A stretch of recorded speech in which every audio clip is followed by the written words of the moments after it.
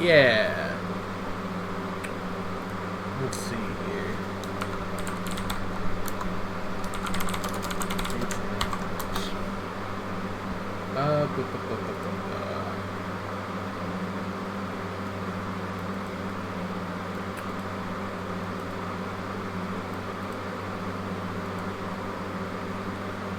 Yes. Okay. Hopefully, if anyone is in the chat yet, they are not too perturbed by the lack of immediate content. The content absence. Shapes and grapes, someone said on the Discord server. Edlin, I know that's you.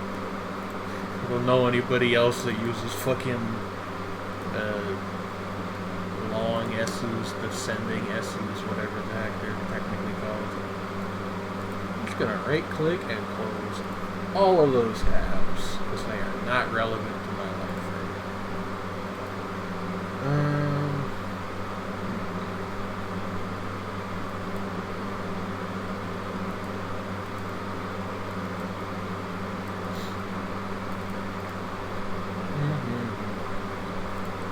Hey Isaac, if you could open so I could play the game, that'd be pretty cool. I selected The Binding of Isaac specifically because it's a lightweight game that requires little setup that we can, pick up and put down easily without any issue. And here I sit, made a fool of by Edmund McMillan yet again. Hello? Hello, Shredney. You're on screen share. Shredney? Yes. I said, could you turn on screen share? Oh, okay. Now I can hear you fine. You sounded like... My tablet was resting on my pillow. I see. Well, you know what they say about pillows? I don't know where I was going with that, to be honest. Why is this so quiet? It is the great Shredney Vashtar, it's true.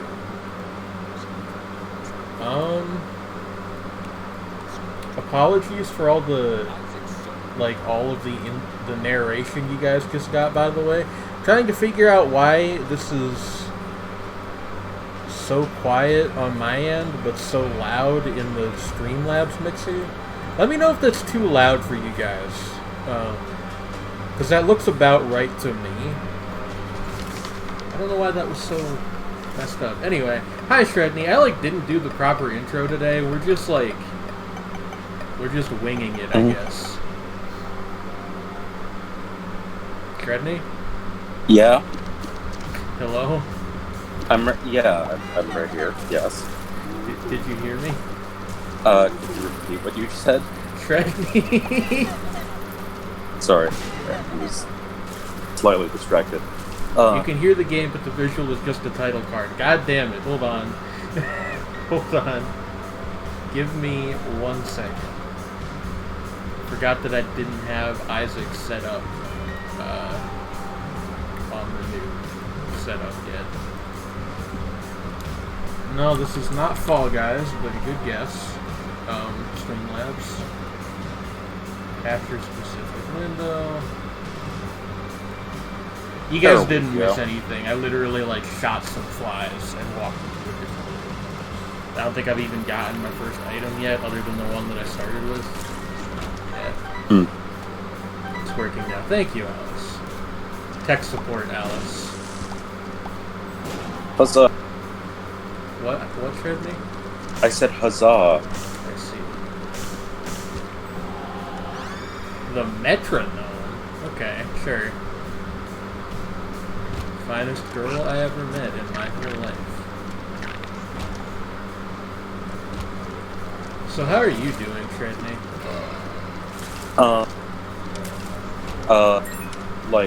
Okay, I guess. Kind of in a weird mood. I see. I just went on a spree of reporting 20 Nazis on Twitter in a row. I see. Hopefully Mer. that will be productive. Hey Mer, I know these are always song lyrics, but what fucking song is that? Because, Also, Shredney, there's something up with your mic sensitivity.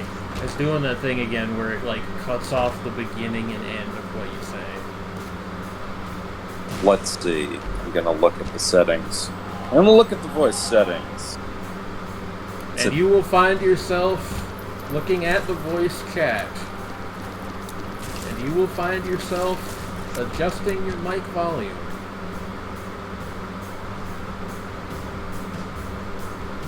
And you may say to yourself, my God, why am I so quiet?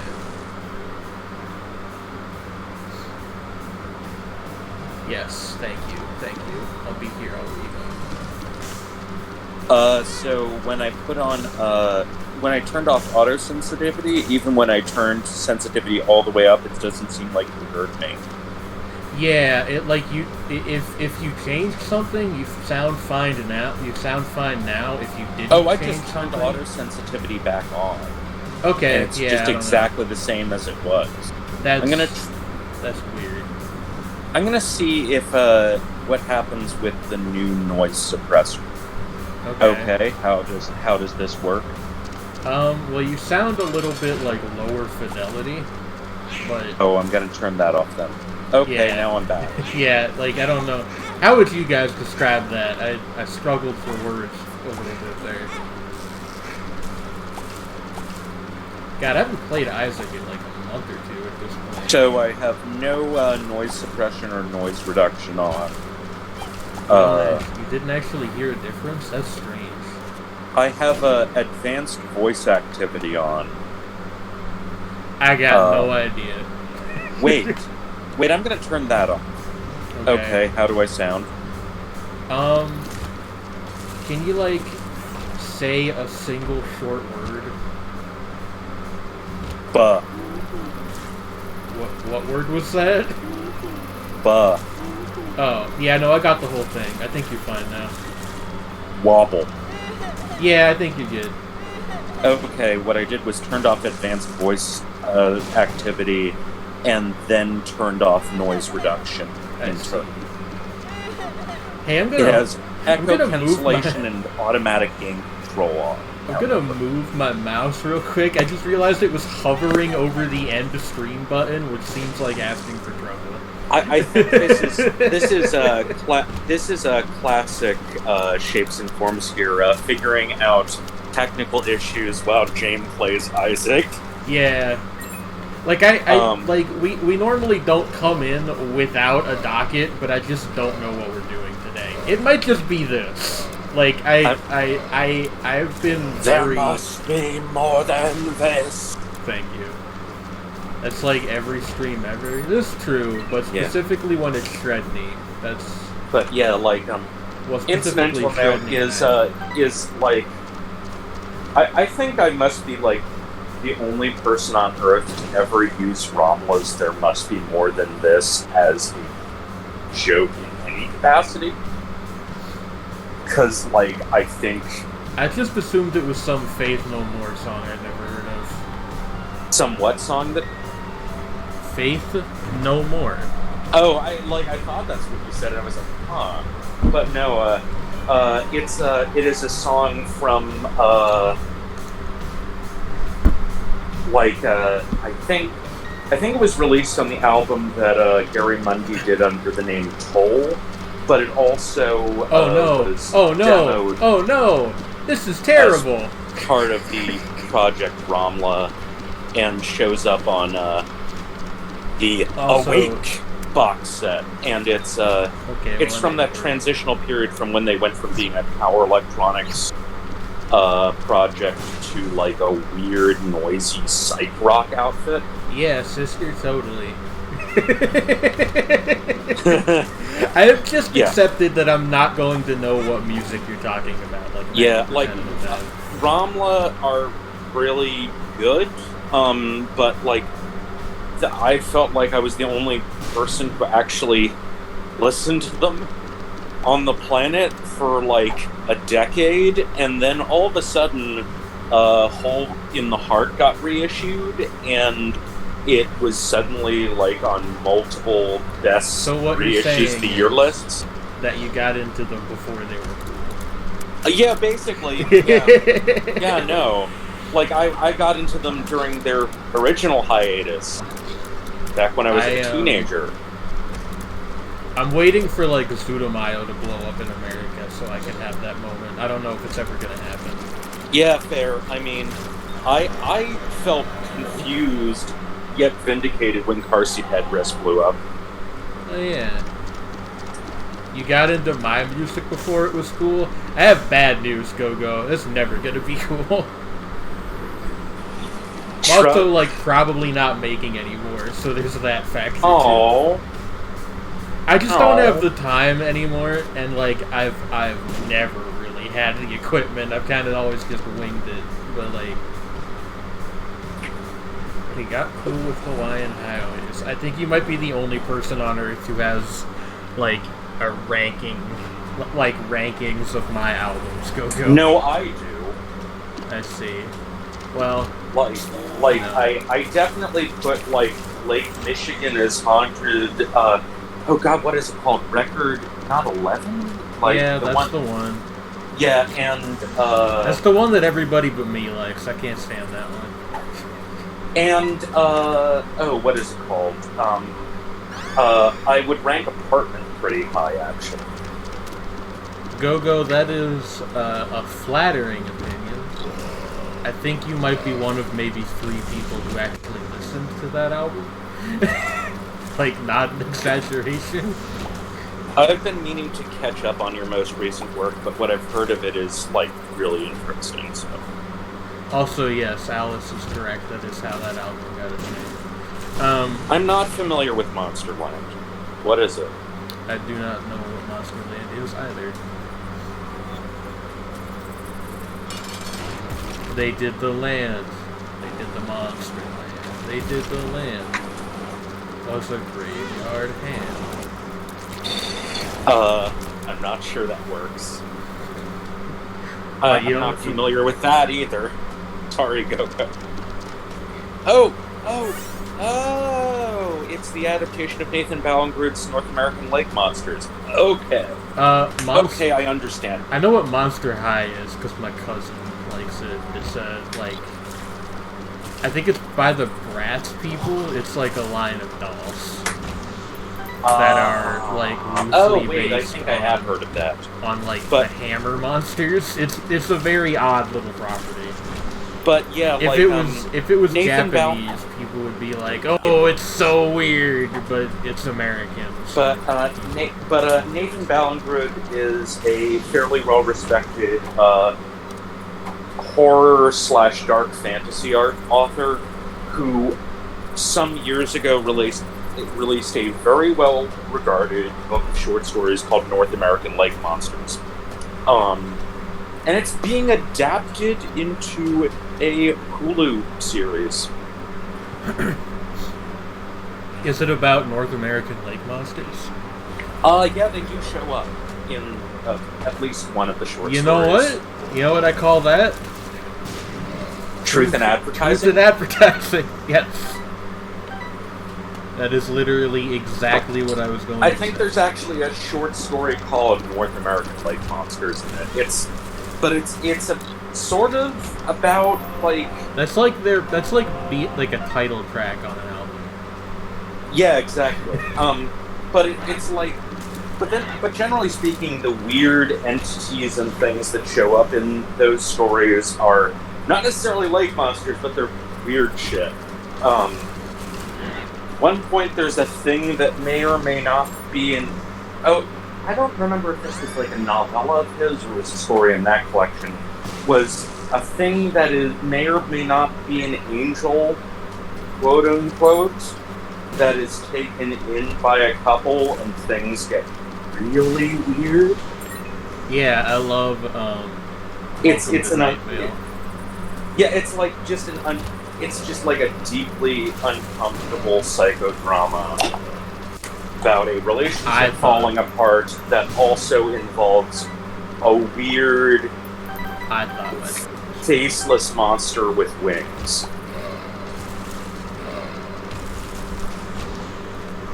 Yeah, I also love Welcome to Night Vale. Yeah, I heard you. I thought it was mildly amusing. It's like, that's all I ever. I understood that reference. Yeah, just gonna keep waving my finger like this in your general direction, indicating that I understood that reference. Yeah.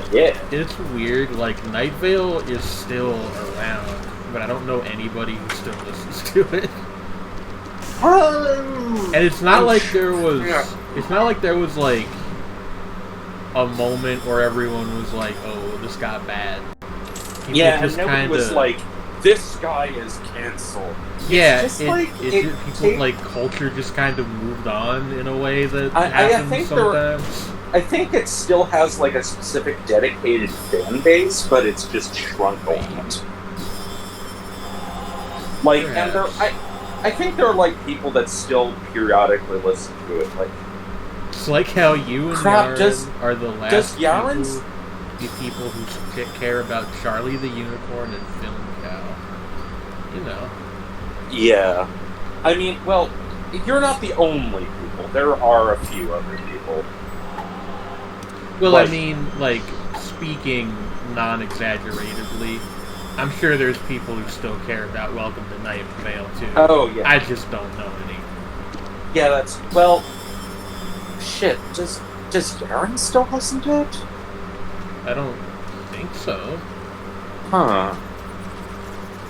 You'd have to ask them, though. I'm not sure. That's true.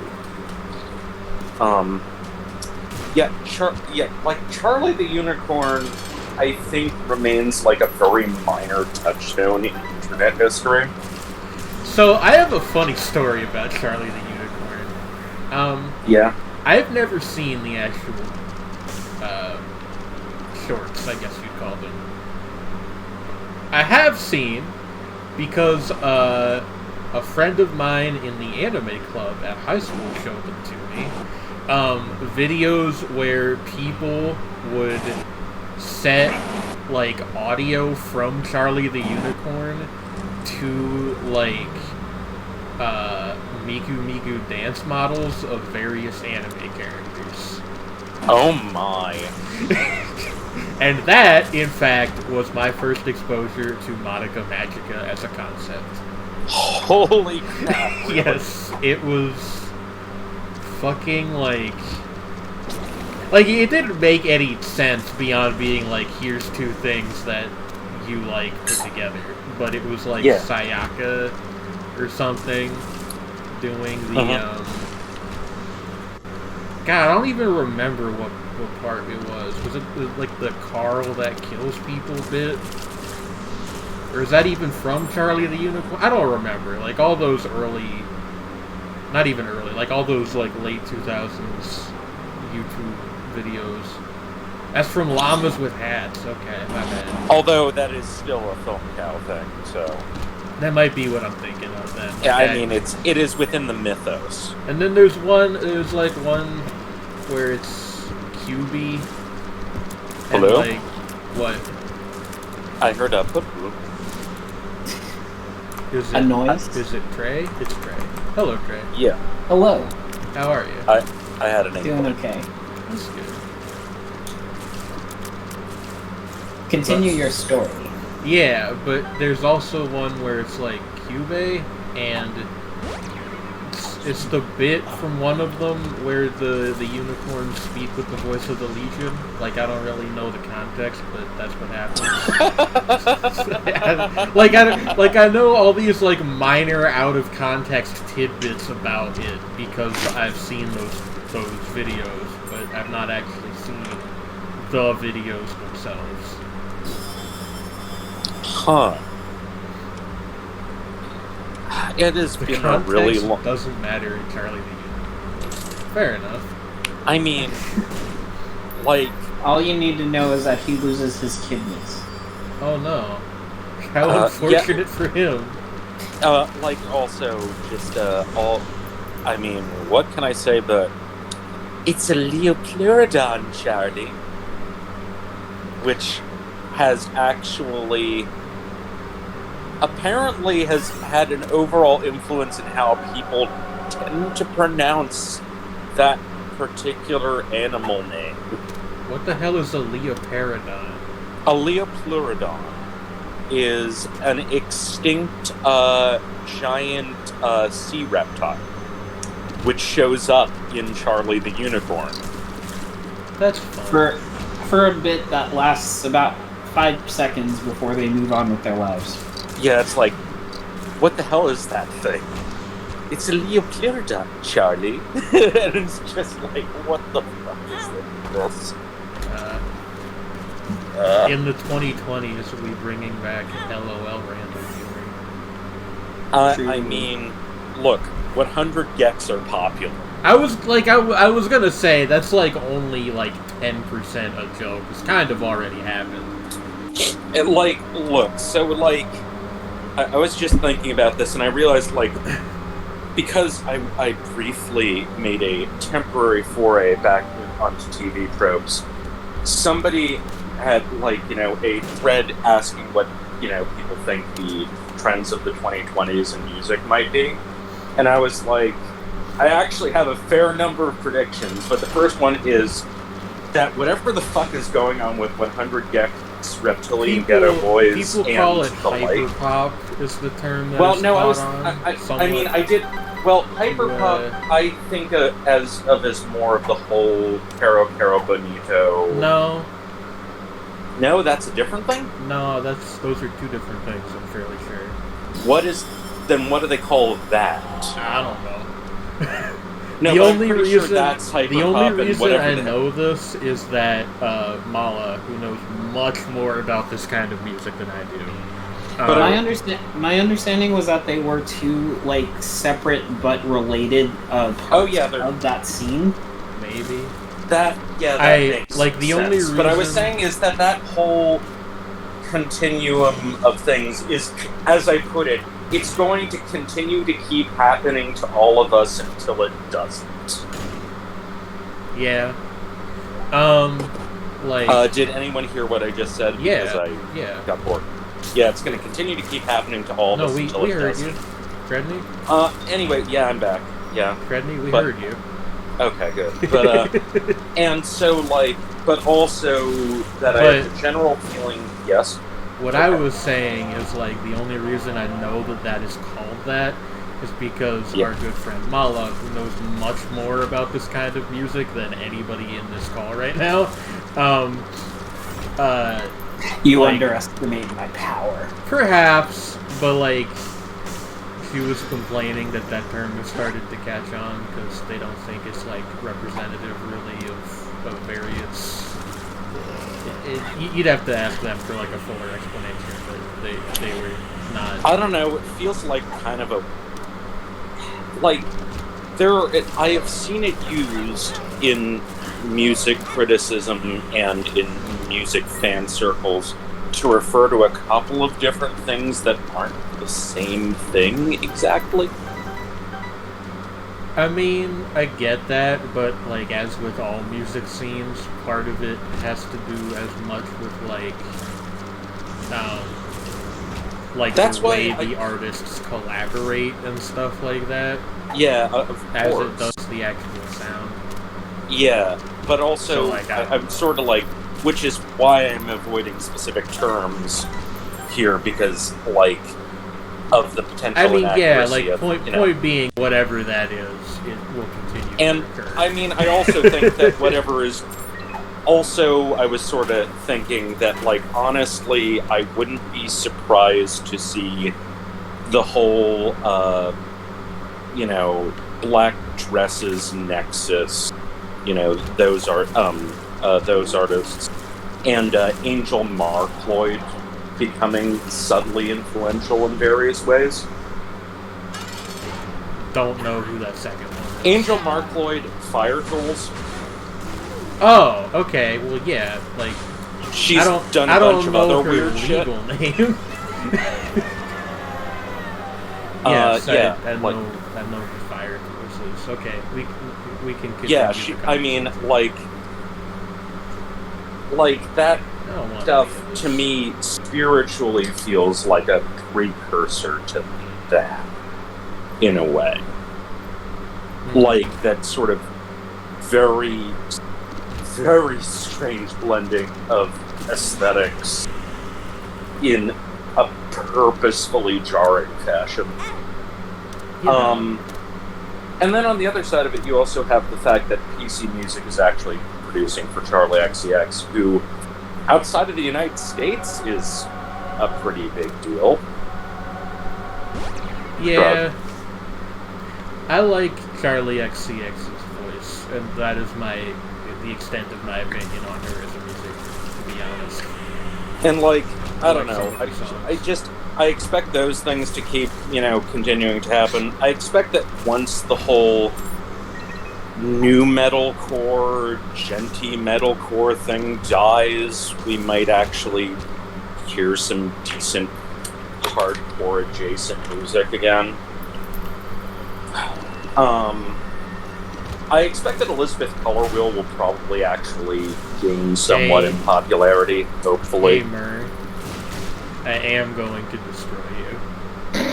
Oh yeah, and I have no doubt that there will be people trying to revive the post-punk revival, and that it will be anywhere between actually really, really good and just super embarrassing. Also, you're gonna get like all these like young kids who suddenly think that stuff like The Killers and Arcade Fire is the the primo shit, and I don't know what's going to happen in the wake of that. Like, will there be a reappraisal of the bad Arcade Fire album? If we get even one song as good as Mr. Brightside out of it, I'd say it's perfect. Yeah.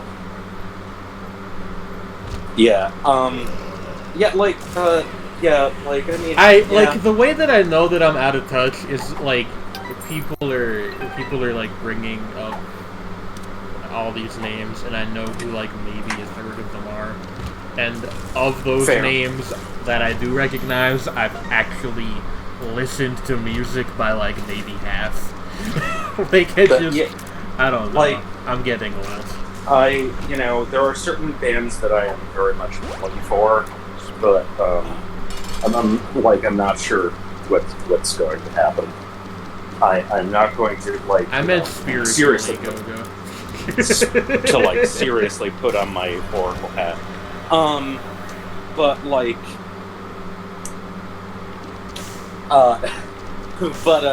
what the hell, Mer?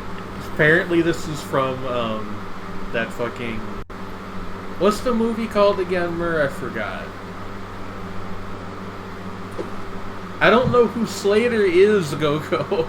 I know who Slater is. I can't sue you. But okay, so what was I gonna say? Was Pop Star Never Stop Never Stopping. That's what the movie. But yeah, it's like, I don't know. I legitimately like the first couple of Arcade Fire releases. Also, I count the self-titled as the actual first album, but people ignore it because it's quote-unquote an EP when it's like over half an hour long. Treadney. Yeah. You alright? I'm not alright. It starts sucking from like halfway through the suburbs on. Right, I forgot that you don't like Arcade Fire. No, it's not even like, okay. Actually, Reflector was...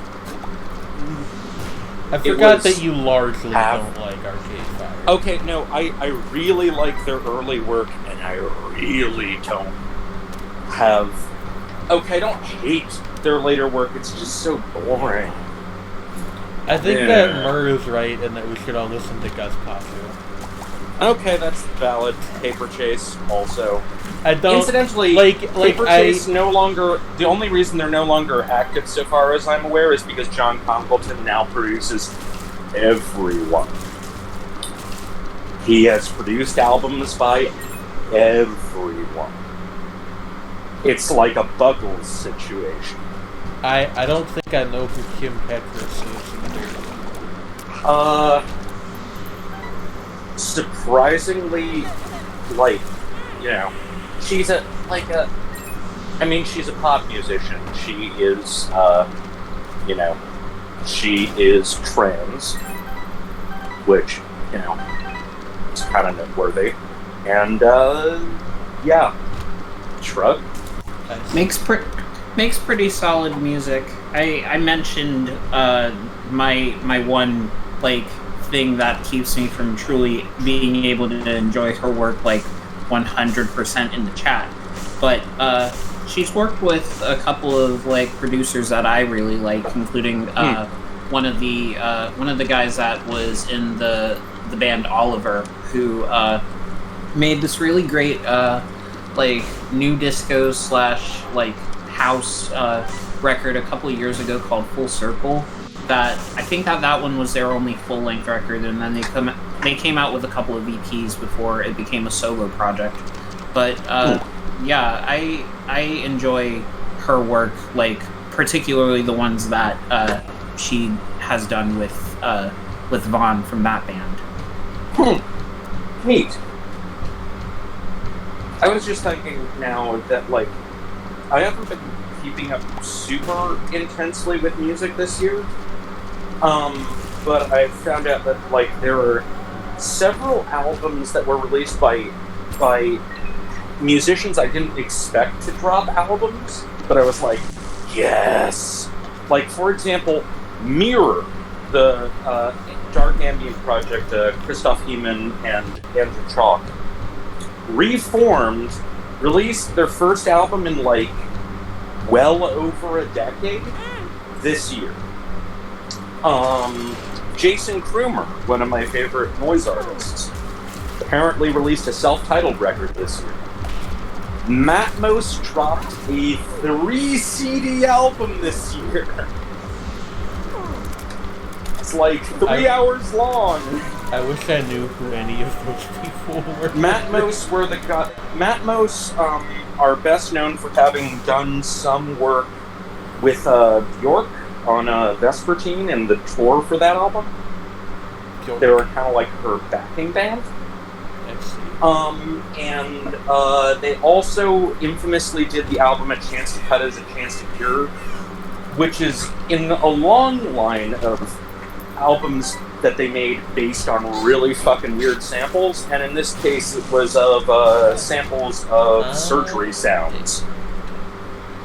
Oh no, I have heard of that one. It's actually a really good album. I just forgot that was what their band name was. Oh yeah, Rose Has Teeth in the Mouth of the Beast was also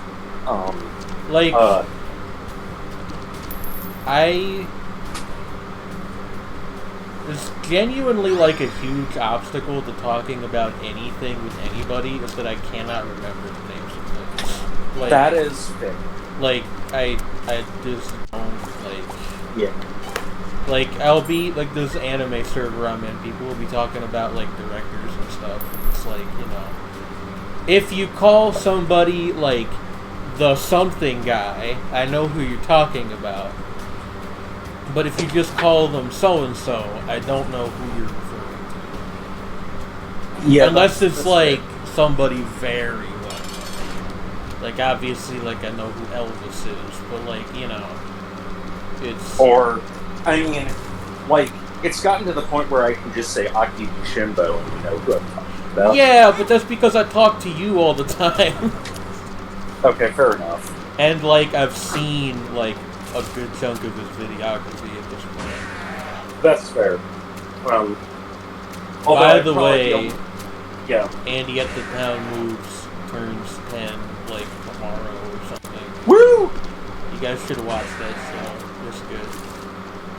5 years of Undertale, 10 years of Get the Town Moves. Two properties that have literally nothing in common, but...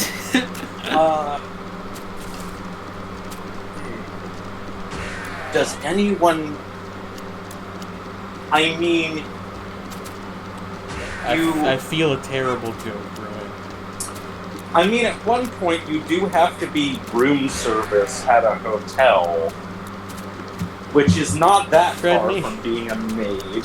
Fredney, it really is, though. It's the thing. I mean... And also, wouldn't our lives all be enriched by Ralsei in a maid outfit? Fredney. You are going to go to purgatory now. I'm going to hell jail. It really is weird that Undertale only came out 5 years ago. It's weird because it feels crazy that it's been that long, but also crazy that it hasn't been like 5 times that long. Yeah, I know, right? Undertale feels like it came out like 1,000 years ago when the world was young. Certainly the state of affairs outside of video games and such kind of made it feel like it was almost of a different era, like looking back on it versus like thinking about it as a contemporary release, you know? Yeah. Undertale feels like it came out when I was 15. I think that's a very good way to put it. Undertale might be the last video game that genuinely surprised me. And I'm not trying to say that to be like, oh, I'm so jaded. I just like... I since then, I stick pretty well within my boxes as far as what I want to play when video games are concerned. But like... I don't know. Like, when I was 21, which is how old I was when that game came out, I was still, like, in a state of mind where I was like, yeah, sure, I'll play a weird, like, not quite JRPG thing with a bunch of, like, metafiction elements that I would have found tedious for most other points in my life. Hey, Fredney? Yeah.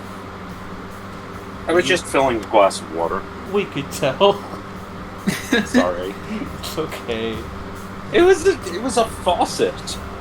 Let's see. It's just that it was loud. I'm sorry. In my case, I found myself like wanting to play things that are not Destiny, just on account of feeling like if I exclusively play Destiny, then I will go stir crazy.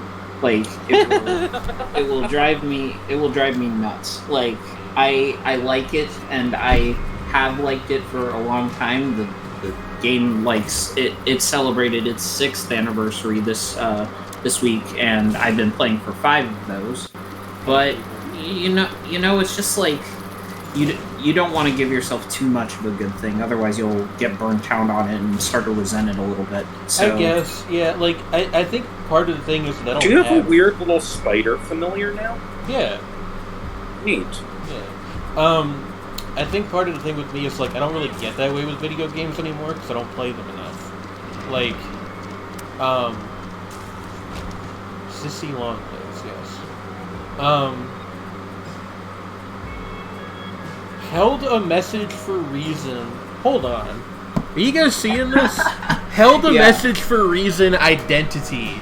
Allow will post it in chat. It thinks that you're trying to dox somebody. That's hilarious. Add permitted term sissy. Okay. That's... Oh! No, I know why. Yeah, I thought that was why, yeah, like... Okay. Yeah, it thought you were calling me, like, a sissy. Wow. That's one of those words that I occasionally forget is, like, still really offensive in some parts of the world. Yeah, like, as opposed to, you know... Look, the only times I ever see the word sissy brought up are, like, in reference to, like, old film stereotypes. And questionable internet content. Hey, Fredney? No, it's true. Fredney?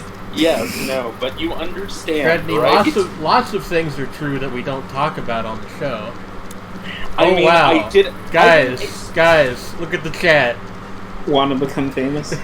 Want to become famous? Buy followers, primes, and views on bigfollows.com.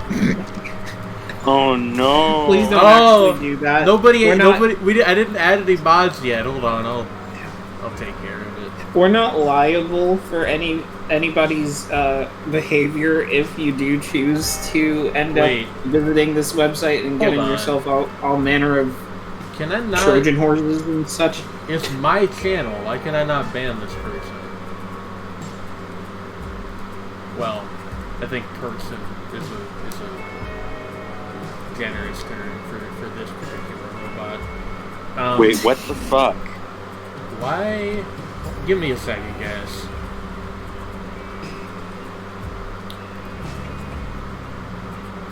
Yes, I know that I am streaming afterwards. Thank you. What? This is my channel! What do you mean, watch now? I fucking hate this website. That's my PayPal page. Nobody look at that, please. Tell you what. Am I logged in? Yeah, I wouldn't be able to, like, edit my stream stuff if I wasn't logged in. Can I, like, make somebody a mod? What about this? Yes, okay. Okay. If you would like to be a mod, just say, like, mod me.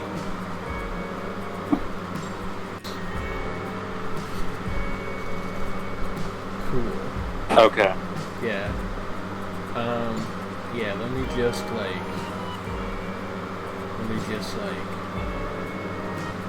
I would like a sword. Well, hey, mod me. Are you posting in the chat? Because I can't if you don't. Wait, I need to go over to Twitch. Okay. I literally don't know how to like pull someone up to do that. I can't remember if I'm actually following us. Because I clicked on your name first, Alice. That's why. There is no deeper reason.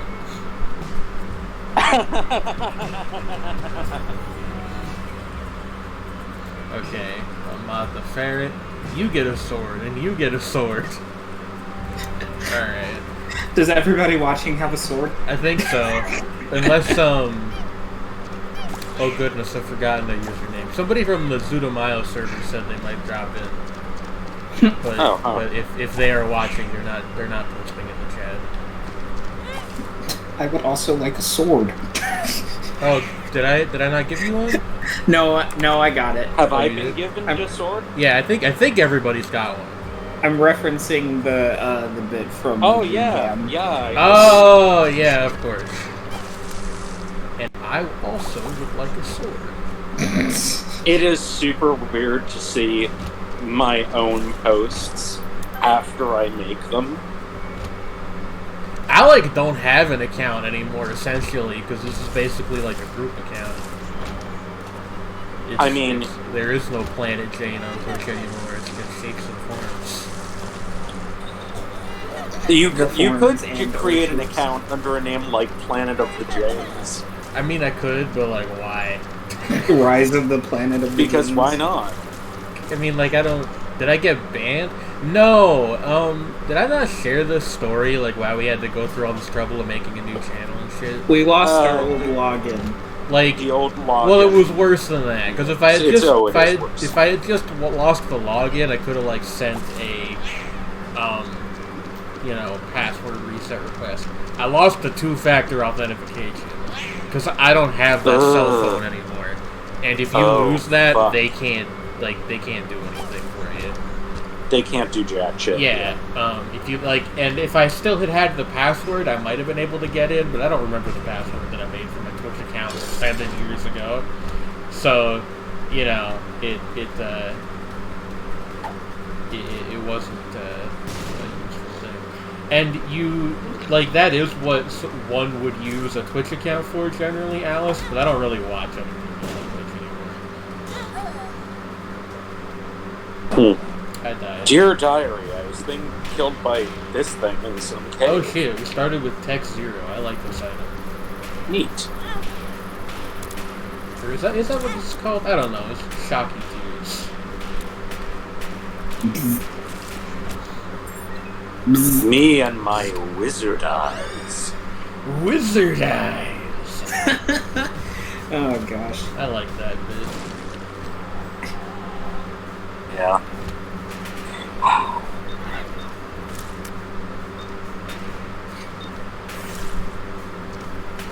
Yeah, like, I don't know. I don't want to say I'm too old for Twitch streams, because I know there's people who, like, have kids and shit that watch Twitch streams.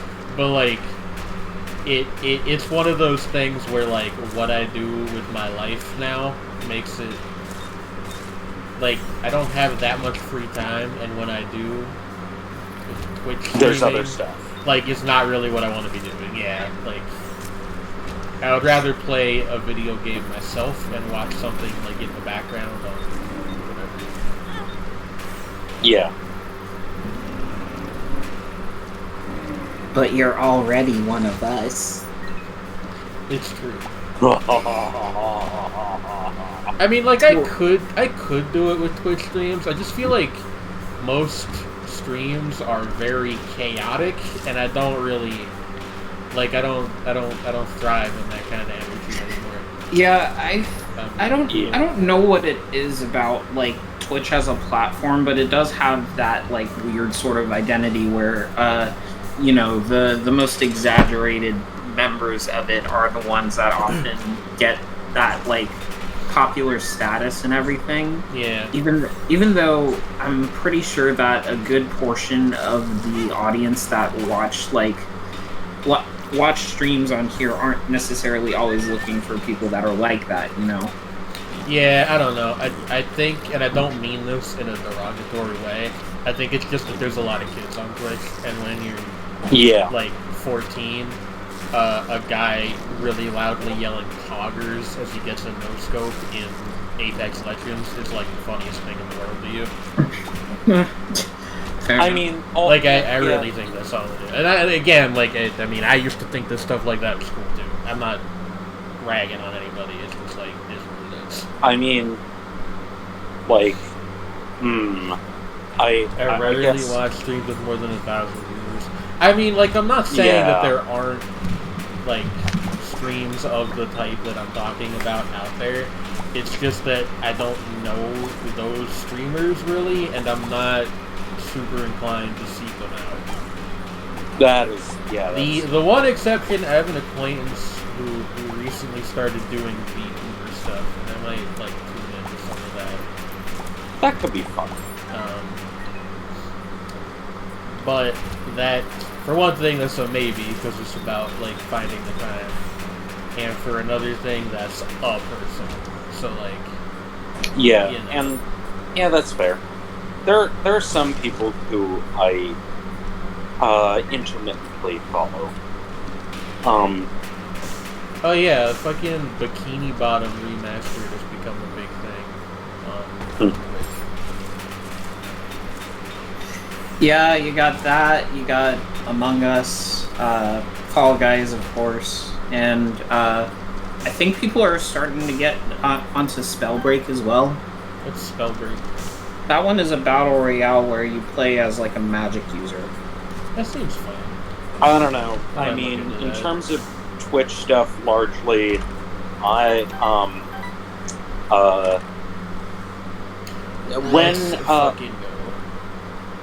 when the some of LRR's collaborative streams come back, I'm probably going to tune in for those every once in a while. But I don't do a lot of Twitch watching. It's just like for example, I find watch and play delightful because watching other people play bad games is kind of fascinating. Yeah, you know, I get that, but like, and I follow a few of them. Yeah, But mostly I prefer to watch people's VODs on YouTube, because then I don't have, like, the barrage of commenters. People who think that they're funny in a large chat generally is my experience. I mean, in smaller chats, it's semi-tolerable, like, so long as, I think our chat's, like, good. We have a good chat. But also, our chat, like, our core watching base is, like, 15 people. So, it's like 15 people, and most of y'all, actually, pretty much all of y'all are actually funny. That's like, or at least, like, interesting. Yeah, like,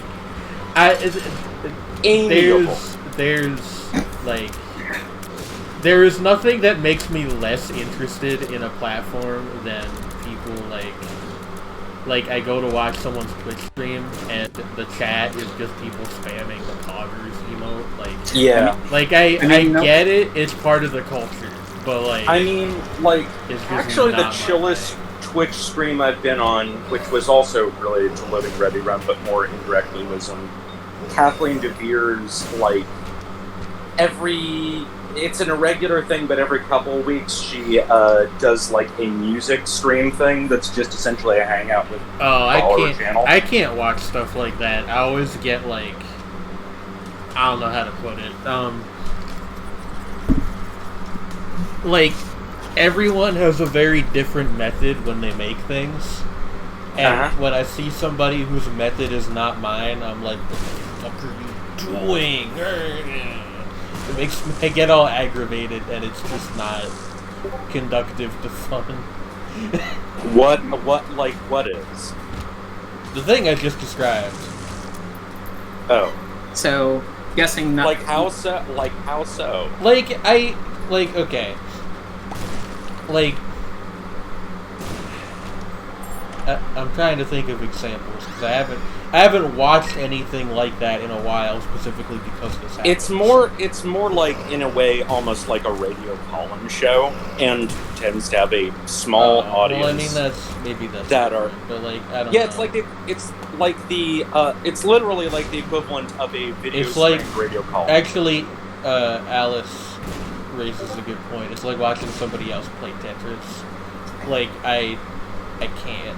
Like, if I watch anybody like doing anything like related to a DAW, and I'm like, why are you doing this? Oh no, it's not creating music. I was saying, as in streaming, like playing music. Oh, well, I forgot you answered my question. That's what I like, sort of a DJing thing. And it's like, she takes viewer requests and stuff. What were you gonna say, Trey?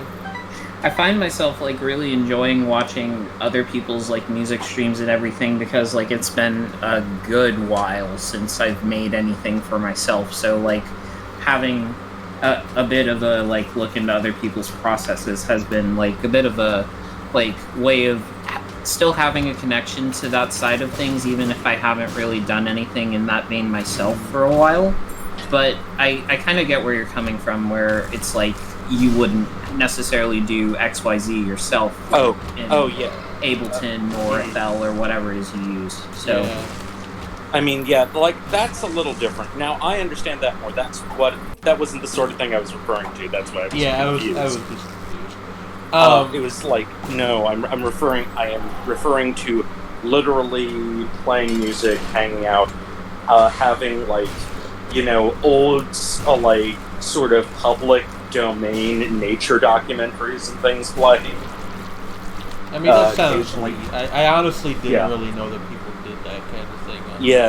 Which I think is, like, a good illustration of the fact that Twitch is, like, not a platform I'm on very much anymore, except to do specifically this show, which is just basically an excuse to hang out with people. Yeah, that is entirely fair. And talk about whatever. I mean, I can understand, like, music production being potentially frustrating. It's like... but even then, why are you I am interested your drums that way? But at the same time, I am interested sometimes in how people do things So I will, I'll, for example, follow people on YouTube who produce things in a very different way from the way I do, and look at, what their workflow is and stuff, and see things I could learn from that, I might be able to apply something, even though their style is very, very different. That there may be one or two things I can essentially crib from them to add to my way of doing things. Yeah, I mean, I think that's perfectly reasonable if you, are still trying to develop the way that you make music in any capacity. Mm-hmm. I, towards the end of my, career is not the right word.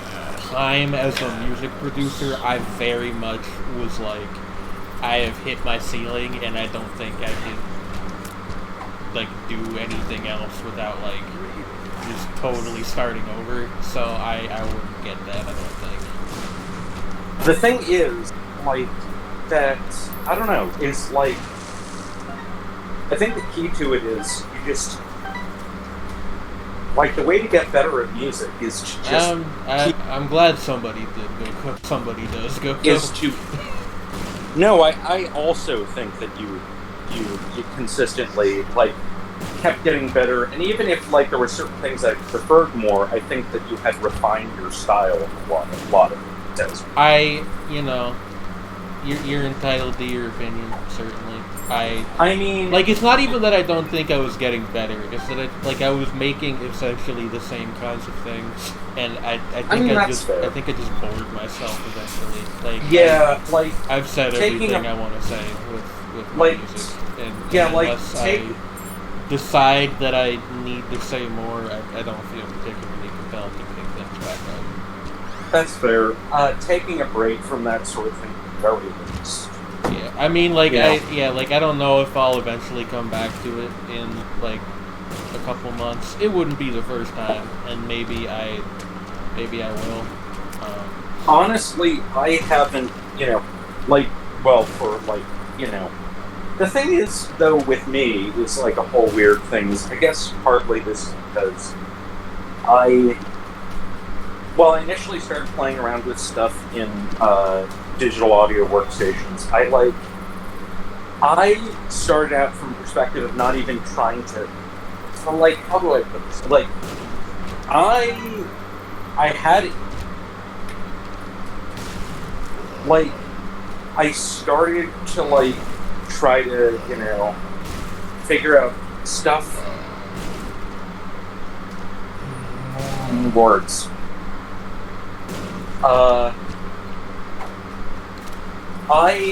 Because I was in a band for a fair amount of time, so, I was thinking of, sort of arranging stuff with physical instruments.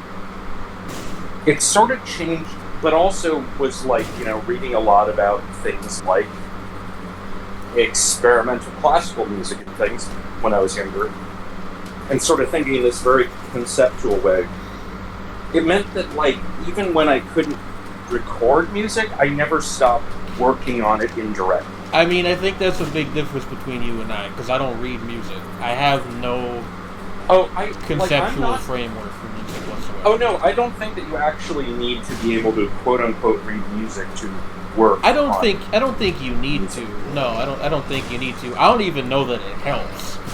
It does depending on what you're trying to do, but in a broader sense, I don't even really know that it improves you necessarily if what you're trying to do is not covered by the Western tradition. But what I was I don't have any conceptual framework at all. So if I don't have the DAW open in front of me, I can't do anything. I can't be okay, I want to make an instrumental like this and then go make it. I've never been able to do that. So I kind of feel at some point my music making thing was just a thing that I did to kill time. It wasn't that originally, but it kind of became that after I had given up on the given up on making it, quote unquote. And I like, my computer dying still sucks, but it was also, like, the perfect excuse to just not bother with that anymore. And the way that I'm talking about this makes it sound, like, very much like a sad thing, but it's, you know, it is what it is. I don't know, it is a point of, at the very least, wiping the slate clean. Yeah. As they like, stand. I would, like, if I got back into music, and I might regret saying this in like 3 months because you know how I am, but I would like to learn to like play an instrument or something. Yeah, I mean, don't like just internalizing certain things about music can make conceptualizing things infinitely easier. Yeah, I mean, there's that. There's also just like, most of the music I listen to now is not produced. It is made, like, by bands. Yeah. So, like, fair. There's that also. Because, like, and often, like, if people with, like, a similar background where, like, they were, like, primarily DAW people at one point and then went into instruments after they kind of felt like they had assimilated. So, I don't know. Like, I'm not saying that there is no future for me as a musician, because that would be ridiculous. But, like, I'm done with the specific phase of my hobby. I completely understand. That's kind of where I was at with that whole thing of, like, after the whole band thing kind of fell through. Yeah, and sorry, Tredney, Gogo raises a good point. We should just make penis music.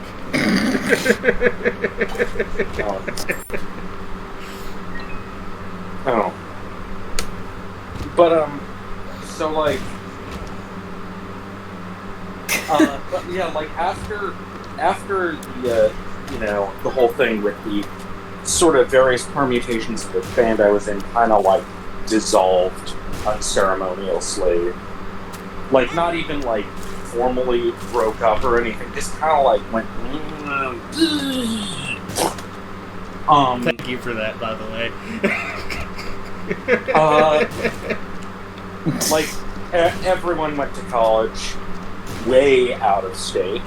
To get more knowledge. Yeah, or, like, to get away from their, parental drama. Yeah. I actually, like, I'm sorry, I'm gonna, like, steal your anecdote from you here for a second. Okay. Can I just say, like, fuck college? Like, it works out well for many people. It did not work out for me. Yeah, it is worth noting that, like... Trinity does a Lexi moment. That's not nice. No. Yeah, like, so, yeah. What was I gonna say? Yeah, like, everybody sort of went out of state and things, and, you know, I was stuck here, and I just kind of, like, you know, became, like, you know, and I would occasionally, you know, visit or, you know, like, meet up with friends when they were on break and stuff, you know, occasionally do, you know, vaguely music-related things, but I also started just recording stuff myself because it was like, oh, fuck it, you know? Yeah. And that kind of wound up being a clean break with what I've been doing before. Yeah. Even with my solo stuff, it was a clean break because I was doing song-based stuff, but it was also alone and utilizing what I had at my disposal. Yeah, like, if I ever start doing, like, any markedly different kind of music, which I would like to at some point in my life, I don't know when, but it probably would not be under the Planet Jane name anymore, just because, like, that's now the name that I do all of my writing under. So, like, that is fair. you know, that there needs to be some kind of other distinction there. Yeah. But, like, I don't know. I want to learn to, like, play the piano or the bass or something. Like, I just think there's something a bit more physical would be nice. Yeah. Like, I'm not particularly coordinated as an instrumentalist, but it does feel good to physically play an instrument. Yeah, I mean, Cherry has a guitar that I occasionally, like, mess around with, that I don't actually know how to play it. Yeah. Oh, I actually got a recent update from Eloise saying that she now has a guitar and apparently plays left-handed despite being right-handed. And that's very in character for her. It really is. Like, it's so in character. Girl, why? No, like, Whatever, even she's not exactly sure why. I mean, whatever works. It's just like, you know, it seems to be like more comfortable for her. But yeah, she's going to reverse string it like, you know, a left-handed guitar and then play it. Her SO, June, also has been playing guitar for quite a long time. And yeah, she's pretty good. She would say that she isn't, but she actually is. Like, I mean, you know, that's how it is with everything. Like, yeah. It's like, I had somebody, like, earlier today, I had somebody be like, wow, you've been doing professional writing for 2 years, it's crazy. I'm like, no, it's not. There's people who've been doing it for, like, 30 years. But, you know, from the perspective of somebody who doesn't do it, they don't seem that different, I suppose. You know what I mean? Yeah.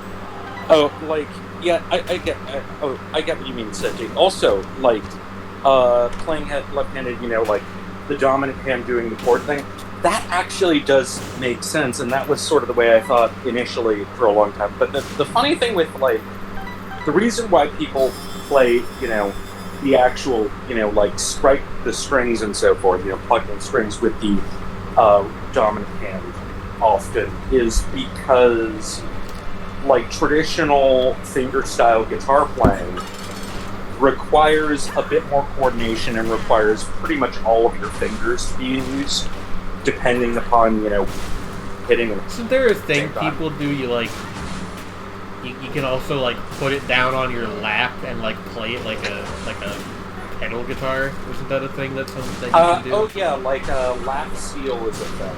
Yeah. Although those are generally designed differently, but, like, yeah, you can do it even with, like, a, you know, regular electric guitar. There's actually, of all things, an early Sonic Youth song, Marilyn Moore, where they have, like, a specially tuned guitar that they played like a lap steel. I always think of that fucking clip from Ed, Edd n Eddy, where they're on the ad hoc boat that they've made, and Ed goes to Double D and is like, you know, he says the whole thing, but it's like, you know, play some music, and he takes out a steel pedal guitar, and he's like, this instrument is so annoying, and he just, like, shreds it while looking extremely bored. And then starts playing it with his feet while reading a book. It's very funny. But yeah, like, incidentally, lap steel guitar at high volumes totally fucks. Like, I have seen Swans live twice. They're one of their primary guitarists. They have three.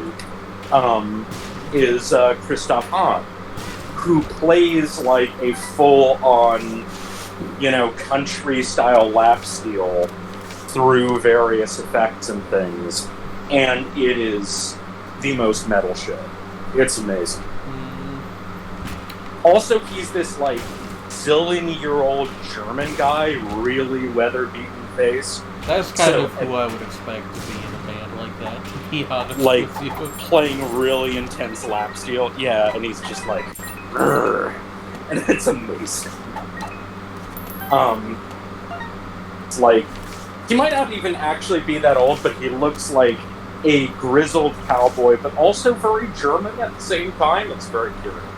A grizzled cowboy from the windswept plains of Brandenburg. Oh my god. Yeah, I can't remember precisely where he's from, but yeah, he's been an on and off member of I don't think Swans Brandenburg is even part of Germany anymore. I just pulled the name out of my head. Brandenburg is like... Because that's like the former Prussia. Most of that's in Poland now, I think. I mean, no, that's on the western part of Prussia. It's closer to like Denmark. I see. And the Netherlands. That is. Well, maybe it is still part of that. But yeah, like with Kurt Cobain played guitar left-handed, although he was ambidextrous, so that was a whole thing. So he really could play guitar in either direction with absolutely no problem. Has me thinking about a manga I started like a week or two ago called The Shiori Experience, which is about a Japanese school teacher who gets possessed by the ghost of Jimi Hendrix. That's awesome. And like the character roster for it on Analyst is one of my favorite things ever, because it's like Shiori, main character, and then right next to that is Jimi Hendrix, main character. It's very good. Excellent. I've only read the first chapter, but it seems solid. I'm just remembering how, Jimi Hendrix, for one thing, he was actually, he was given a, sort of what was it, like a medical, quote-unquote, medical discharge from the military when he, brought up that he was bisexual to his psychiatrist, and also because he was flat-footed. Okay, well that one actually seems like a reason you wouldn't want to. But... No, it actually was both. They looked into files on it, and it's like, oh yeah, both. Yeah, both. Both equally impactful things. I think we can agree. Clearly, I mean, also he was a huge fan of the Silver Apples. He likes men, and he got flat feet. Yeah. I'm sorry. I don't know. I don't know about that one. I'm sorry. But yeah, there's actually a recording of him doing his famous version. His famous version of the Star Spangled Banner with Simeon Cox and I can't remember the drummer's name from the Silver Apples. Didn't one of those guys pass away yesterday? Yes, unfortunately. Ricklioscopic Project. Yeah. Yeah. Good band. Yes. Yeah, and also, it was... And also, the reason why they, got buried for so long was because their second album... Danny Taylor was the drummer, apparently. Danny Taylor, okay. Yeah, their second album, they got permission from... Yeah, they got permission from Pan Am to sit in a cockpit to do the photo shoot for the front. And then on the back, they're both sitting covered in soot in what looks like a wreckage of a plane crash. And Pan Am was very angry at them and sued their record company. For implying that their planes are capable of crashing. Okay. Yeah. Despite the fact anyway. I think part of it was because actually there were at least a couple of notorious Pan Am plane crashes during the 60s. I see. And I think they got real mad. And they sued, and they had an injunction against the record being sold and impounded all copies, or tried. There are still copies, obviously, because there are photos of it, and people did continue to distribute the ones that they actually got. You know, but very, it very completely cool. killed their career for decades. Very cool and normal thing to happen. Thankfully, anyway, they came back and were quite successful. What have you guys been up to lately? I feel like we've been on the music train too long. Oh god, what have I been up to? Not a ton. Mm-hmm.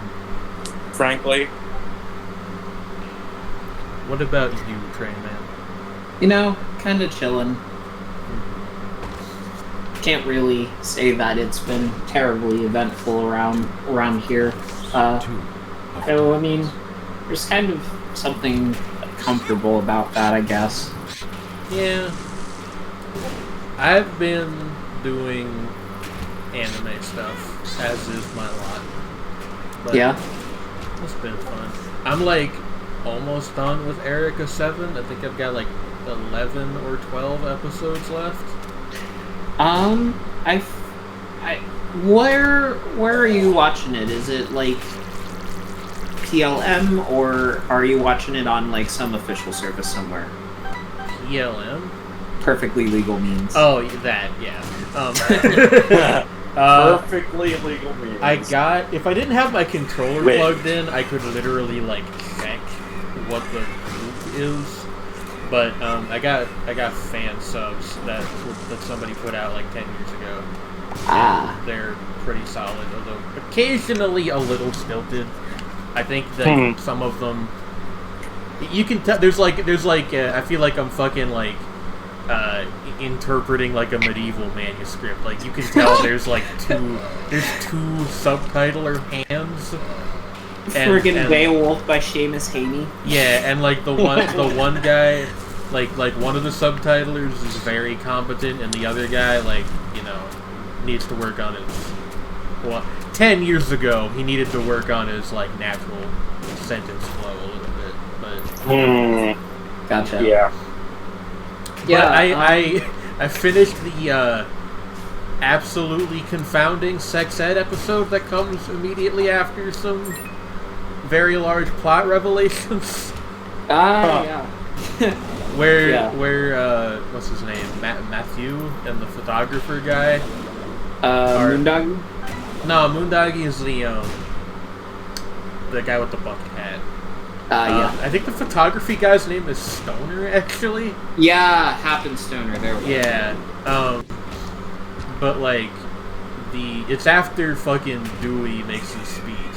So yeah, there's that's a plot point, I'm sure you know.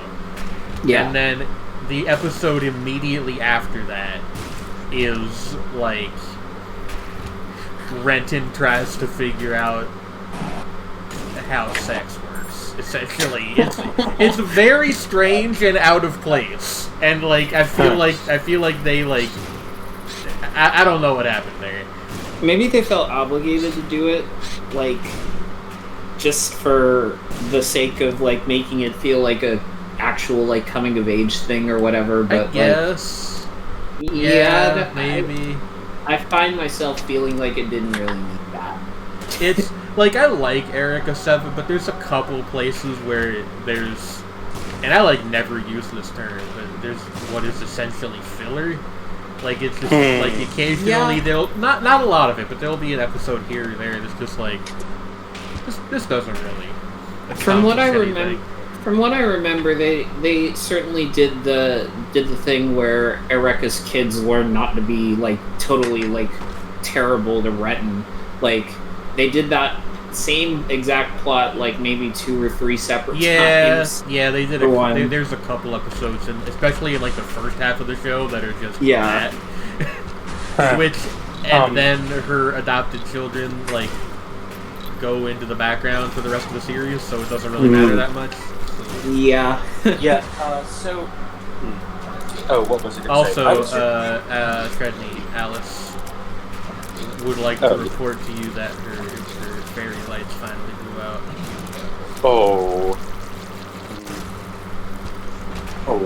This is a day of sadness.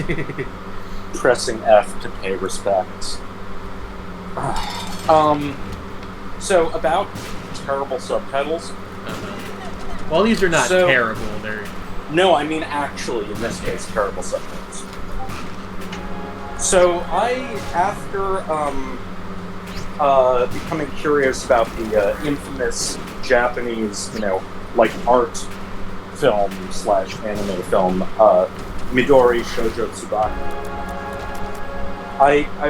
and looking into the work of Hiroshi Harada, the filmmaker who made it. I found that the only other thing of his that was available that can be found online, at least at the moment, of his actual film output is the short film Nidoto Mezamena Komori Uta, or Lullaby to the Big Sleep. And I was like, hey, I'm gonna review this. And see, I'm still gonna do this. But here's the thing. The version that is available anywhere is hard subbed. Apparently, perhaps for festival releases, maybe in Japan with some English speakers, or maybe for use, in showing it in America, because this is a very underground. The only time I've ever even heard of this guy is when you talk about him. So yes. Yeah, and it's so he's the guy. So the battle themes in Utena were done by the guy who did the music for his films. Oh, that's interesting. Yeah, because J.A. Caesar is predominantly known as a weird experimental rock musician who occasionally does music for experimental theater. And Hiroshi Harada had a lot of contacts in Japanese experimental. It makes sense. And a lot of the actors in his films are people, insofar as they've been tracked down, are this is people irrelevant. But I should see if the Utena soundtrack is available anywhere. I think it is. It's very good. It might even be on Spotify. They've started uploading a lot of anime stuff to Spotify the past year. Neat. Yeah, we brought up And Yet the Town Moves earlier. That show's entire soundtrack is up there. Wow. Including the very weird festival song from the one episode. Which is fucking drinking song sounding thing with bagpipes and shit. That's neat. It's a piece of music. What I was gonna say is, it's hard subbed, right? Yeah. It is hard subbed by someone who didn't speak very good English. And it's really obvious. It's really strange. The grammar is really bizarre in a distinctly Japanese way. And is there a lot of pronoun mix-ups? Because I know that happens a lot. Yeah, they refer to the main character because he is referred to by sort of a nickname as something like the Bucktooth Children. Okay. And stuff like that, or something to it should, you could just shorten it to some kind of nickname, but as was the original intent, clearly. Yeah. But it is by someone it's very literal. Yeah. Okay. Really doesn't grasp the nuances of idiom in any way in the language they're trying to present. It's very unfortunate. It's there are, well, not even there are pronoun mix-ups. There's definitive and non-definitive article issues. Hey, Shredney. Yeah? I'm going to interrupt you for a minute because I have to use the restroom real quick. Hey, Trey. Trey appears to have stepped away for a moment. Right. When I come back, I will ask If he's here, if he wants to play Risk of Rain. Okay. I might just play it myself. Anyway, I'll be right back. You can continue with your story if you want to. It's up to you. I'm done with it. Also, I really have to use the bathroom. God damn it, Trinity. We will see you guys in a second. We will. Yeah. If Trey comes back, tell him where we went. Trey? Hi. Hi. I really need to use the bathroom, and Shane's already left. So it's just me then. Yeah, I'll be back in a blink of an eye. Fair enough. Yeah. It's up to me to keep you guys entertained, I guess. Let's see. Let's get a little bit of fun fact or two going. Try to see if we can find something. Let's see. Tennis players are not allowed to swear when they are playing in Wimbledon. Because of this, the judges have to learn curse words in every language so they know when a player has violated the rules. In 2017, more people were killed from injuries caused by taking a selfie than by shark attacks. There were only 5 deaths due to shark attacks in 2017, which is lower than the average year. The average amount of deaths caused by a shark is 6. Worldwide, there were 35 deaths caused by taking selfies in 2017. Let's see. A lion's roar can be heard from 5 miles away. To be more specific, a lion can roar as loud as 114 decibels, which is roughly 25 times louder than a gas-powered lawnmower. Let's see. What else is there? The following can be read forwards and backwards. Do geese see God? It's a palindrome, which I'm pretty sure that most of us could already have figured out. The word itself is from the Greek palin, meaning back, and dromos, reading direction. Let's see. I've returned from space. A sheep, a duck, and a rooster were the first passengers in a hot air balloon. They were the experimental folks that they put in a hot air balloon for its first flight in 1783. The flight lasted for 8 minutes before landing safely with its 3 passengers. Did they win? I'm pretty sure that they won. I don't know about anybody else, but if I were the first duck in the air, like to be lifted over hot air balloon, I certainly would have gloated to all of my friends about it. Trey decided to keep us entertained with trivia. Was that the only one, or was there another one that I missed? And that's what they call jazz. There were several others, like the sentence "Do geese see God" is a palindrome. A lion's roar can be heard from 5 miles away, and more people were killed from injuries caused by taking a selfie in 2017 than by shark attacks.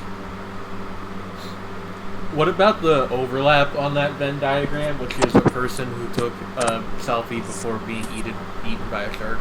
Did that happen? I don't know if that actually ever happened. I hope so. Like, God. I mean, I guess, like, ideally, like, okay, what I mean to say... That's kind of terrifying.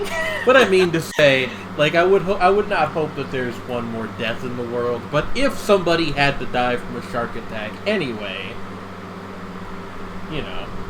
They might as well be taking a selfie while they're doing it. Yeah. God. The friggin' Darwin Awards. The Darwin Award goes to the shark for being such an apex predator. I was just thinking about the Darwin Awards because I remembered this story from a long time back of a Polish guy who there were a bunch of dudes around who were like very, very drunk, and like they were trying to prove their machismo to each other using a chainsaw. And one of the guys was. And like, so one of the guys was like, fuck y'all, I'm gonna cut my arm off. Then the next guy was like, fuck y'all, I'm gonna cut my head off. Oh. And he did. But... And of course his friends were like, he died as he lived. A real hardcore man. The stream is rated TVMA and is intended for mature audience. Trey, would you like to play some Risk of Rain? Yes, I am booting the game up. Give me 1 second. Would you like to play some Rain Risk Dose? Rain Risk. Some Risk of Rain? Risk of Rain. I've never played Risk, the tabletop, like the... I It's have. good. I like have. it. I think it sucks. you have this whole. You have the whole spectrum of opinion here. Is it better or worse than Battleship? Oh, it's a lot better than Battleship. Battleship's Yes, like barely a game. yeah. Battleship. Not that is that's a just- hard bar to clear, but Yeah. like... I have. Battleship is just kind of exasperated. I have strong opinions on like horror games. Chess overrated. It can be, yeah. The problem with chess is this, okay? Like as an Yes. absolute game, I don't know. I have no, if it's like Gary Kasparov versus Magnus Magnuson, I don't know. Okay, like, but the problem with chess as like a casual game to play with friends is that if one of you knows even like a little bit about chess, you are just going to dominate every single time. Yeah. A good casual board game needs a nice mix of luck and strategy. It's like putting me against my brother in a game of like literally any FPS ever. Like it's just not gonna work out. Yeah, like the Chess the, is the not difference. playable as a casual game. Like the thing is, you need to like play against somebody who's of the same skill level as you, and Yes. if you want to do that, you should like play online or something. Like, not to be rude about it, but like, So like the thing or with do chess, tournaments I feel like or something. you know what it's like is like with chess playing. It's sort of like I once heard someone say that the difference between a beginner guitar, the difference in difficulty between to learn to become a good guitar, like to learn to become a good guitar player is much harder than going from being a good guitar player to a great guitar player. Whereas then you also have conversely with bass is that but it's like with bass it is much easier to become a good bass player than it is to become a great bass player. Well, wasn't that the same thing? No, it's like the difficulty curve is inverted. But It is much harder to initially learn guitar and become competent than it is to go from being competent to very, very good. Whereas with bass, it is fairly easy to become competent, but it is very hard to become very good. I'm sorry, but like, isn't that just the same thing twice? No, those are two different things. It's like the Okay, hold on. Let me repeat this back to you so I can make sure that I'm hearing you correctly. With guitar, it is difficult to become good. It's difficult to become good, and then even harder to go from good to great. And with bass, No, but it's not much. No, that's actually not what I meant. No, it is fairly difficult to go from being bad at guitar to good at guitar. But it is much easier to go from being good at guitar to being great at guitar. Whereas it is the opposite with bass. It is fairly easy to go from being bad at bass to being like good enough at bass, but very difficult to go from being good at bass to being excellent at bass. Okay. See what I mean? No, yeah, I got you. What's the relationship this has to chess? I was just kind of thinking that like chess operates on one of those principles, but I'm not sure which. Why does this happen now, by the way? I have no idea. Is this I'm a bug? not a fan. Or did they just decide, hey, the game needs to be harder in the most annoying way possible? I think it just has to do with, like, I was just thinking about difficulty curves. I see. Is the thing. And, like, my understanding is that chess is, like, even weirder. It's like between any two given skill levels of chess is like an immense gulf. Like, yeah. Like even. Because like that's why they've got like all the the really granular ranking, right? Like yeah, because it starts to go into like really deep strategy. The same thing applies, possibly even more so to Go, because there are like 1,000 ways to play Go. Bird. Yeah, I think Go is similar. Yeah, that's like one of the most. Why I think I brought this up last week when we returned, but I got into Richu Mahjong recently, and I think that's like it's hard. It's got a learning curve in that it's kind of hard to pick up, but once you know how to play it, you like any two people can play it, and it's not like unless somebody is really good, you're not gonna get stopped every time. Like. Partly because there's a luck element, partly because there's generally 4 people playing in Richi. Yeah. And the same thing is true with like certain guys in poker. Although I don't like Texas Hold'em that much, but that's a whole other conversation. Yeah. I've heard that backgammon is similar. Yeah. Well, yeah, that's what I'm saying. That's what I'm saying. Yeah. That's what I'm saying, Bilbo. Yeah, exactly.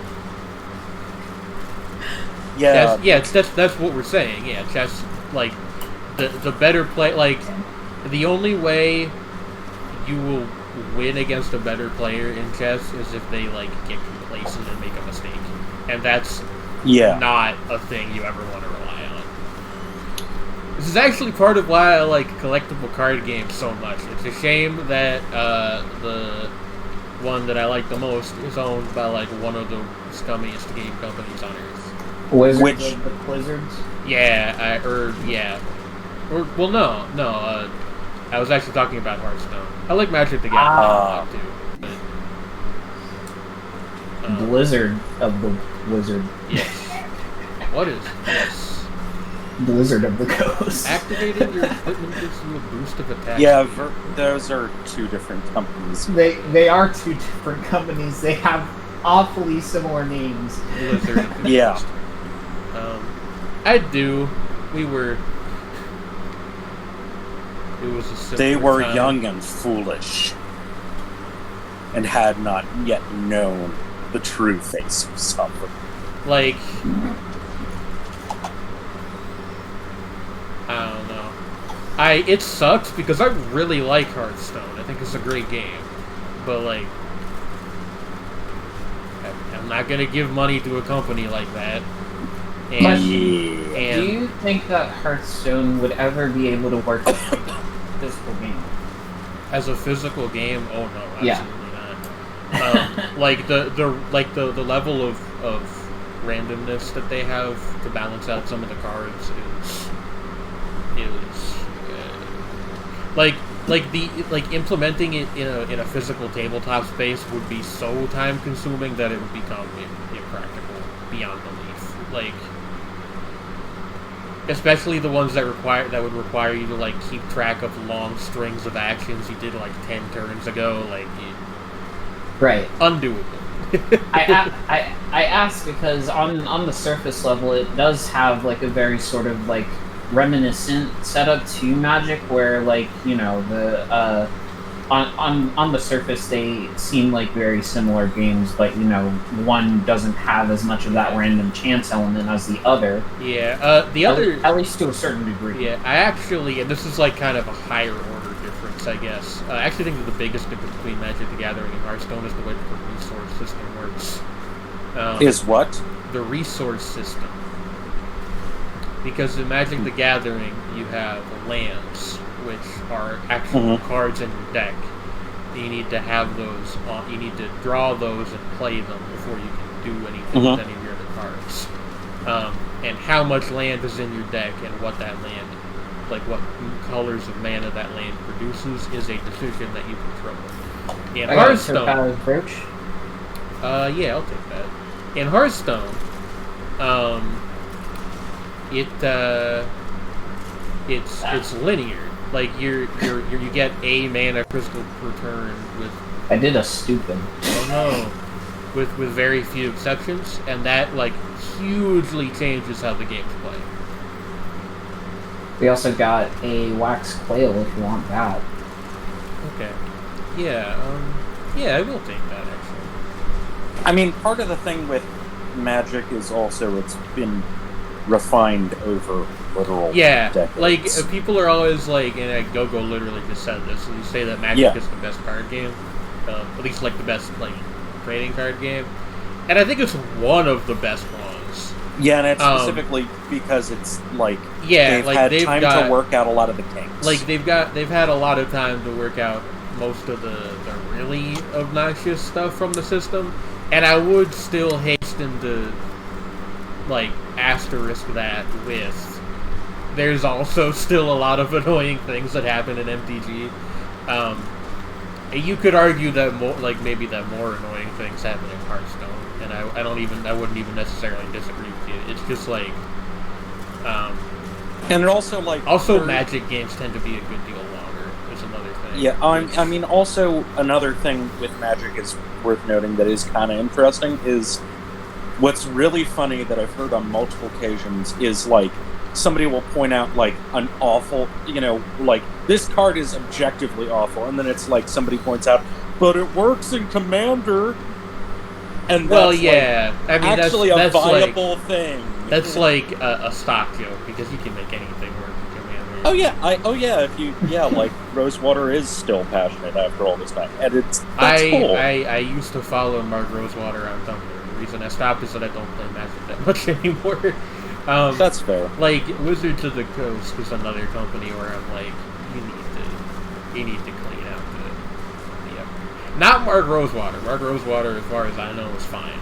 But like some of the other people who work for them are. You want to pop it? Yeah, we can turn on the teleport. I'm gonna pop it. Pop it. Why did he set up the Pop it. Why did he set up the turret on the side of the mountain, you might ask? To measure his abilities.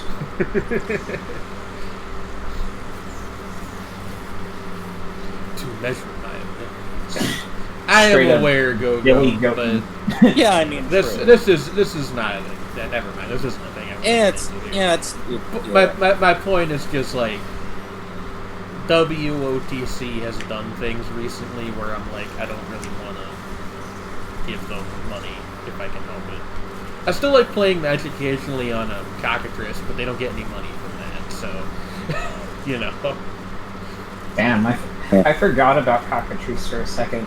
Yeah, Cockatrice is fun. They keep like trying to kill it, and it keeps not staying dead because people have realized that you can basically just pirate Magic the Gathering. Oh dear. Which is only not relevant if you enjoy playing it in person, which I understand. Like I've played it in person a couple times, and I think it adds to the experience. But that's a thing that like varies. I find myself wondering if that's the same logic that's kind of kept Pretend You're Zizzy alive with Cards Against Humanity, because it seems like that one has had a significantly longer shelf life than a lot of games that get ported online or whatever. Partially because it was built in HTML5 and doesn't have to deal with the whole compatibility issues that came about when Flash died. But also just because the target audience of the game is savvy enough to understand how to use PYX well enough that it can serve as a good enough substitute for the real thing. Yeah. I will say I think that Cards Against Humanity is starting to get supplanted by Jackbox because of Quiplash. Which is just essentially Cards Against Humanity, but all the cards are blank. Which in turn, Cards Against Humanity is basically just the raunchy Adult Swim version of Cartoon Network's Apples to Apples. So Yeah. Although, I mean, some of the individual cards are occasionally. I don't like Cards Against Humanity that much either. some of the specific cards are kind of funny, but like I feel like it basically like Cards Against Humanity is like a solvable game to an extent because like once you know your friend group well enough, you can kind of just always like not literally always, but a lot of the time you can just pick the best answer, and like 90% of the time, if the Pac-Man card involved, I'm going to pick it. I'm sorry. So what card? Pac-Man uncontrollably guzzling cum. Oh no! No, it's such an unpleasant mental image. Yeah, and it really is. And yes. Oh god, it's like anti-poetry. No, but like. I mean, like you could levy that same complaint against Quiplash, to be fair, but yeah, right. I think Quiplash is like you can iterate on it if you have. We got 2 old guillotines and a whereas razor wire. like with Cards Against Humanity, you just have to. I will. You wind up in a situation where you have to keep buying cards. Yeah, like after a certain point. Or you use like all the packs on pretend you're. Yeah, like all of them. And then you get into a situation of like, well, this is a joke about like a fandom that I'm not in, so you know. That's like, true. How much am I getting out of this supernatural card that talks about like Dean and Sam's like secret lover relationship? Or like the thing that happens with Quiplash, which I actually think is a lot more fun, is you'll get like a meme of the day often, essentially. True. Where you know. Yeah. Although, like I do still variations on I Starscream am now the leader of the Decepticons for half the answers, which is always fun. But yeah, like getting things like just I do appreciate cards like bees. Bees, like the ones that are curt tend to be the funniest in Cards Against Humanity. or like really like relatively brief yet also entirely outlandish. Like what? The kind of thing where you can sort of make the joke in your head yourself rather than having it spelled out for you, pretty much. Or also ones that, like, they imply something that is not being said, like, why a hot air balloon, of course. Do I want that? No soap, radio. Okay. Yeah, just, like, there are a couple like that. Like, just where there is something going... Like, when you add that to another card, you are immediately telling a story that has not been completed. Oh. You know, you connect the dots. Yeah, you have to fill in the blank. Like, beyond the existing blanks being filled in. I like using the lightning ball as the wizard because it's like she does the Kamehameha motion. Pinball wizard. Yeah. Crowbar. Crowbar. Either of us can take that, and you probably need it a little bit more, so... Yeah. You know, it is kind of funny to realize that Dragon Ball is actually literally a science fiction wuxia anime. Yeah, basically. Yeah. Dragon Ball's weird. Like, it's one of those things where, like, it's got... It's hard to think of it as sci-fi just because of how long it's been around and how, like... Yeah. Oh, that's low-key that part of it is. That's not even what I was gonna say. Which I guess that's true too. But I was just gonna, like, it has a lot of disparate influences. Yeah. Yeah. Dragon Ball itself is such of an iconic thing that it's hard to think of it in those terms. Yeah. Like you got equal parts like friggin' Star Wars and Journey to the West in there. And yeah, like, and it's like I would actually say that Star Wars itself is kind of like that. Yeah, Star Wars itself is like you've got was it a John Carter of Mars? Yeah. And like mixed with like The Hidden Fortress. God, there are a bunch of other ones, like Trey, do you want to pop this now? The Wizard of Yes. Oz. Like, How much influence do you think that Dune had on? probably at least a little. I find myself like wanting to check out Dune, like giving it a proper go now that like the movie's coming out. And I watched the trailer today and found that, you know, it's like one of those things where you don't even realize how much cultural cachet this thing has until you look at it and go, oh, this is what that's from. Oh, like, yeah. Fear is the mind killer. I'm gonna embarrass myself for a second here, but like, Yeah, I didn't know that was where that phrase came from.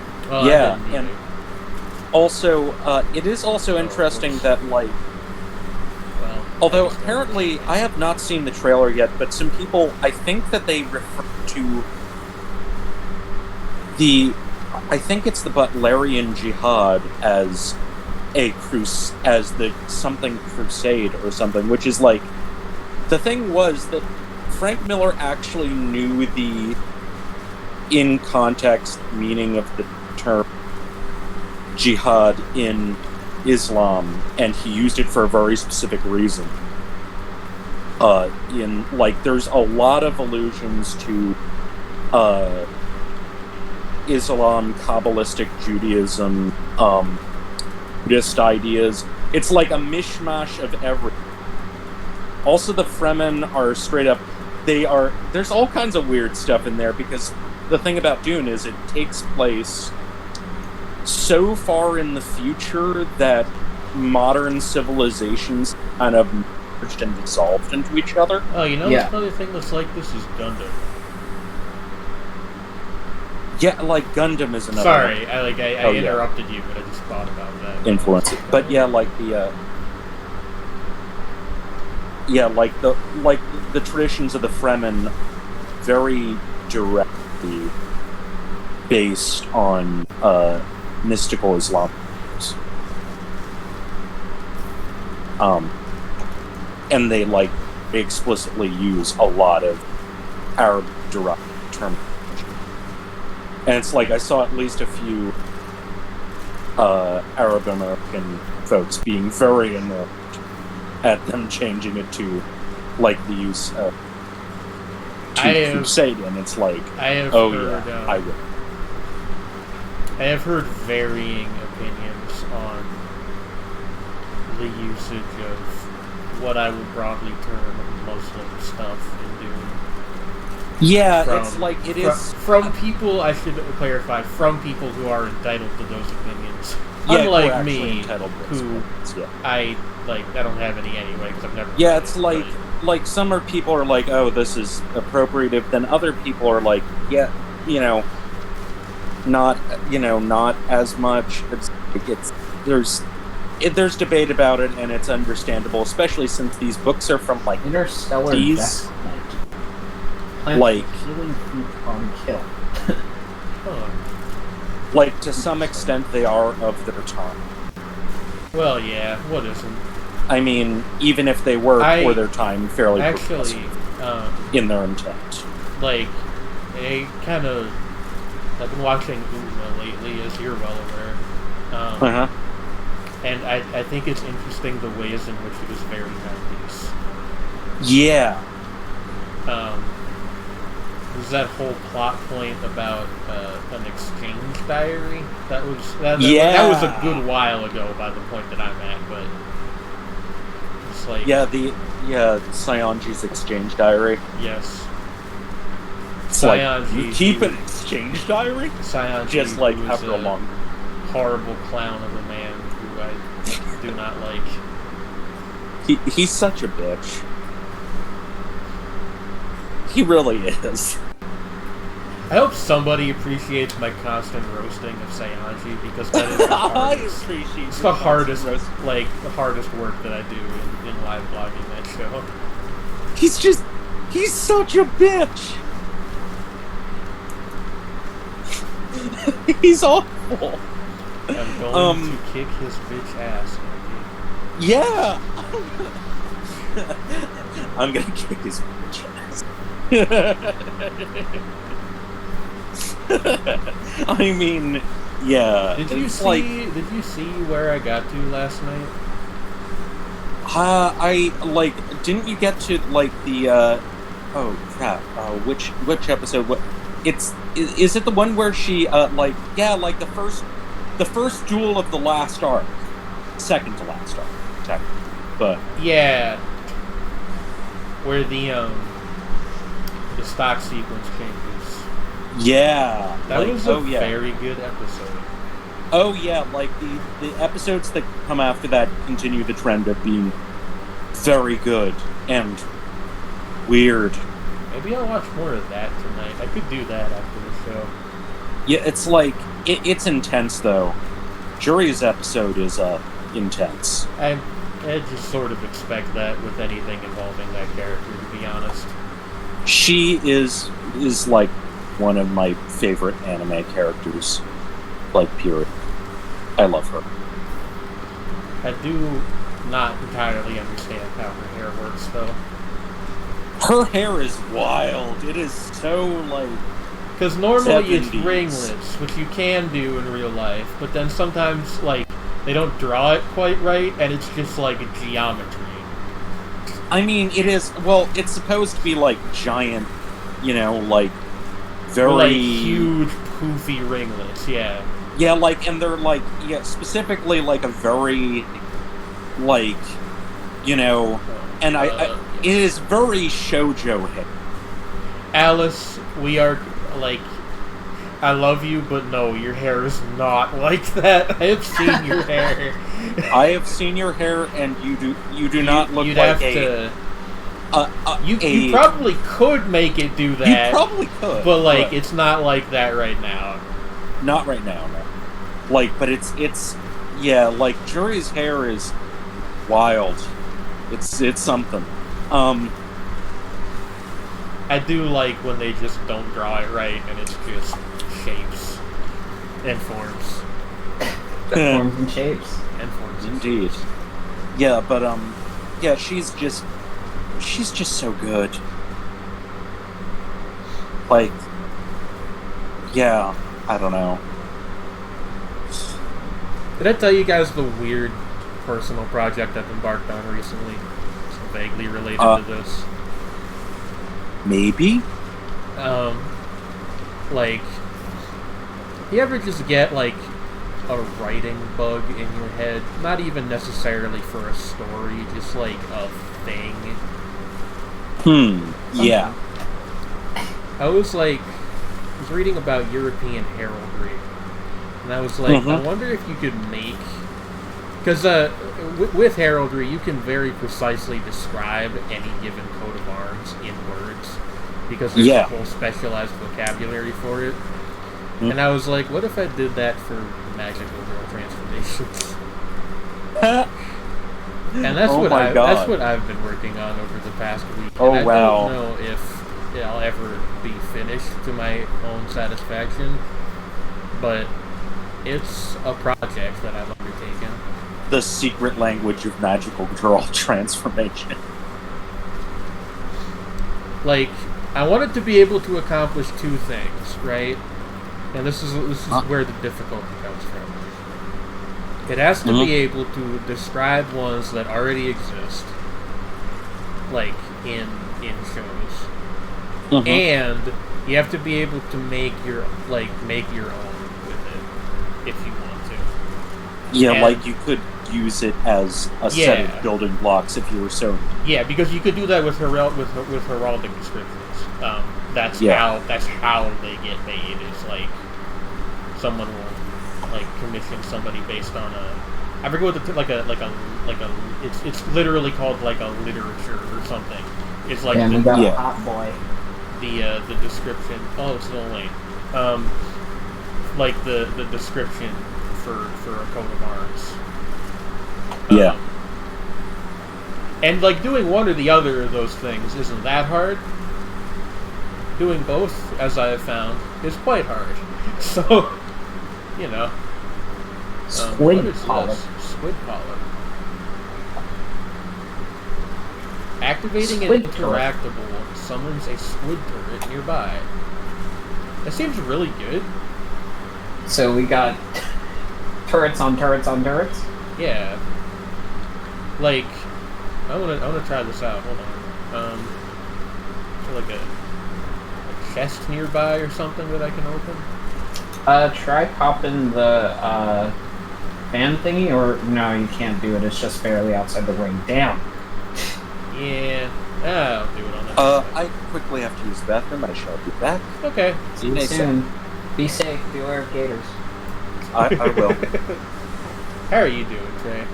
I'm okay. I've been playing this Metrovania called Kunai that is about a robot that has like a tablet for a face, and he's fighting a other robot that took over the world and basically like tried to wipe out humanity and almost succeeded at it pretty much.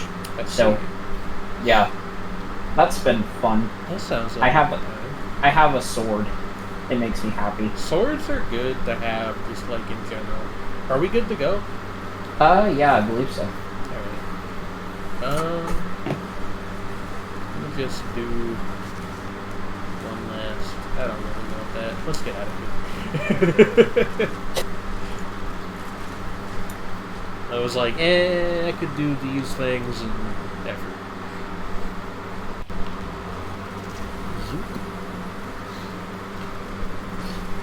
Let's see. Boop, boop, boop, boop. Oh, this Welcome one, to hell. Welcome to hell. Welcome to hell. Is this the? Can I move?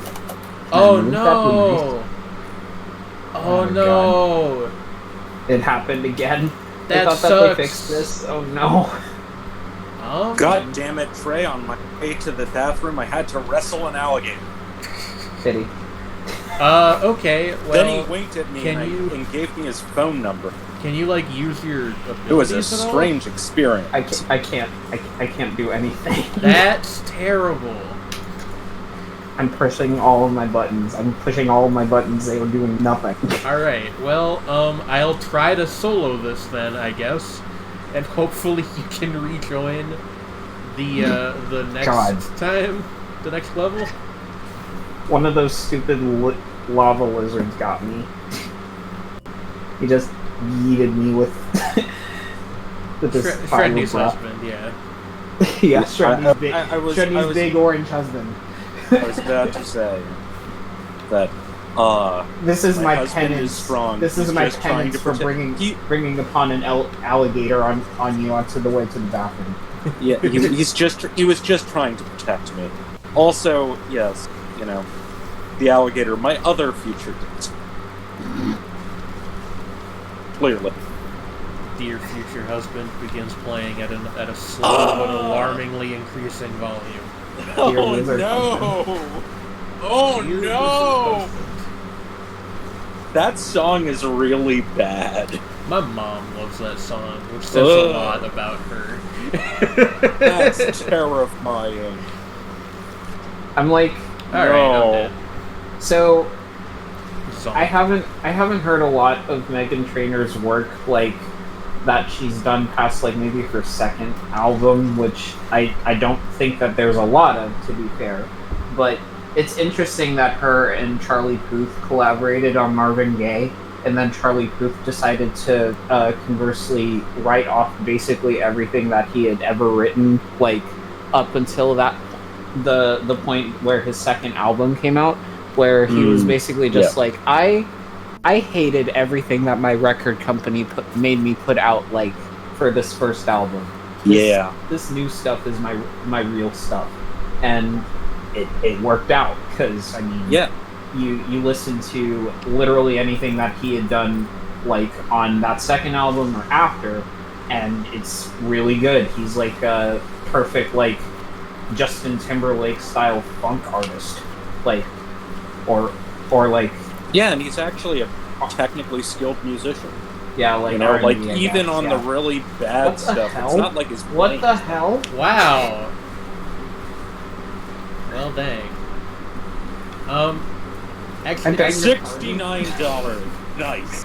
I actually kind of have to use the restroom. Do you want to just start over? Yeah. Okay. Yeah. Oh dear, what happened? Trey died in like 10 seconds. These runs are cursed. Yeah. I will be right What the back. hell? Most cursed run. God damn. Huh. You ever just get eaten by a fire lizard 10 seconds after you drop into a place? You walk No into, comment. you walk into the room and the guy's just like, your ass is mine. No comment. Oh, God. You walked right into that. I sure did.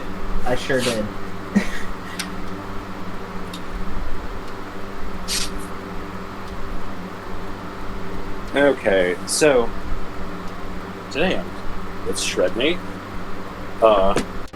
I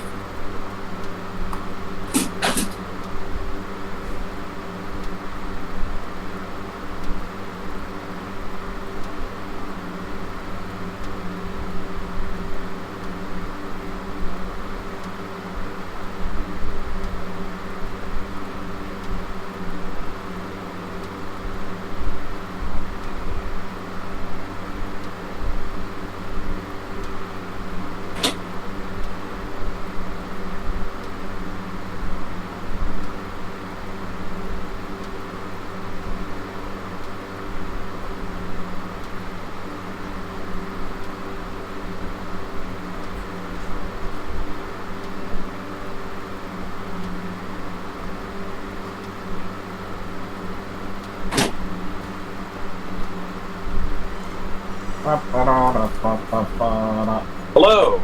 Hello. There's been dead air for a bit. Yeah, just for a second. Yeah, I thought there were stuff creators that aren't. Once again. Yes. It's what?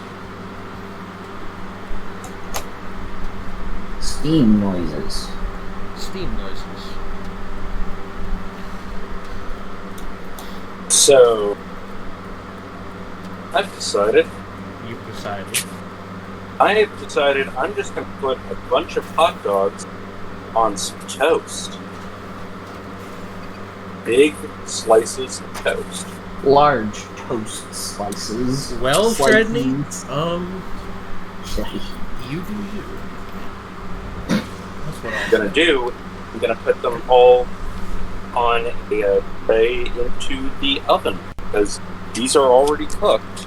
They just need to be heated. And I can kill two birds with one stone, and I'll also be toasting the bread at the same time. Don't mention that kind of thing. I am so broke, and I really wish I could afford something like cheesecake. Like, look, I am also super broke. Like, I think I have $3 in my PayPal account. ooh. It's fine. Like, I'm not trying to make anyone feel bad. I'm just like,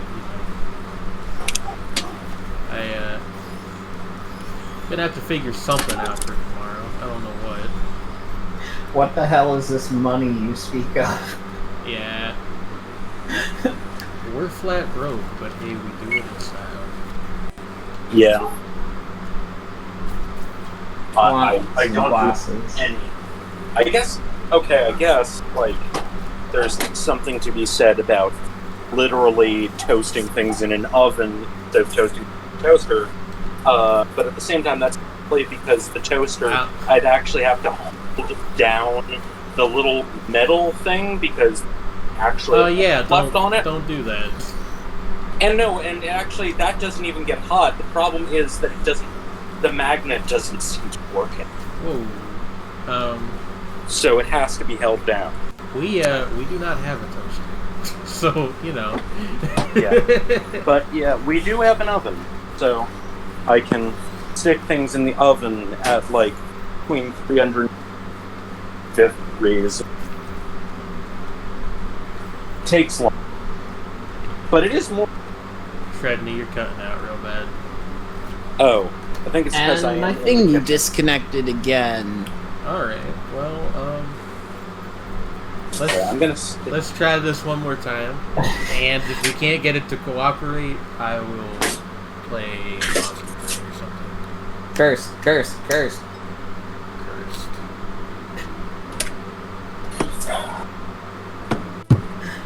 Oh my god. We're gonna rock down to Electric Avenue. Oh, my dad used to randomly... What? My dad used to randomly sing that song out of nowhere. It's a good song. I mean, yeah, it's just... I'm just surprised. When I was like 15, I found a cover of that song by reggae metal band Skin Dread on YouTube, and I thought it was like the greatest piece of music ever made. That's fascinating. It's like, it's an alright cover, but, you know. Still, yeah. Also, just being reminded that, you know, reggae and ska metal were things. Yeah. I have no idea if Skin Dread are still around. I can't imagine they are, but it may be. But I'm just reminded, like, of how Hoobastank started out as an experimental ska metal band You guys called see Hoobastank. The floating beetle. You guys seeing what's up with Trey over here? What's going on with Trey? Okay, Glitching? Well, now he, on my screen at least, is standing still. Yeah. I see that. I think it got me at the point where I was watching a beetle float into the air above me. Well, right now you're sliding along the terrain and your things are now firing you're walking. sideways. Now you're walking. Yeah. But, but also, like, Incubus, The Urge, all these random, like, oh, we're gonna do, like, third wave ska, but edgy, so new metal. And also, like, some alt-rocky thing, I guess. They're gonna rock down to Electric Avenue. Oh god. Like, I mean, I do recall Drive being an okay song. I honestly don't think I could name a single Incubus song. Like, if you put, like gun to my head, I don't think so. Like, Other they than Drive, are generally but you just named that just now, which is why. They're generally the one band from that whole weird thing that happened in the early 2000s. People generally speak reasonably well of. That might very well be true. I just don't know anything about them. Yeah, it's like, but at the same time, they kind of have been I had a friend in high school who was into them. eaten by time. And that was, like, not a cool opinion even then. Yeah, like, again, like, they probably are more respected now that it has stopped being a bad opinion to have. If you know what I mean? Sort of in the same way that, like, people are less likely to get on you for liking what? New metal these I days. Still. You guys ever think about how Rollin' by Limp Bizkit is gender inclusive? Yes, I think about that. And it was... I can't remember. I think it was, like, Eloise who was the first person who brought that up to me. It's like, huh. The ladies, the fellas, and the people who don't give a fuck. Yeah, it's real good. I do not think that the critical reassessment of Limp Bizkit is something I can really get on board with. But, but at the same time, it's like... Oh, God. Yeah, like, but even then, like, here's the funny thing. The first, like, I think 2 Limp Bizkit albums were actually not badly reviewed. Yeah, but it was, like, the late 90s. Yeah, it was the late 90s. It was before nu metal became huge. And it was like... And they were also like... They built up a lot of organic buzz before they were signed. Because they were a band that should not exist.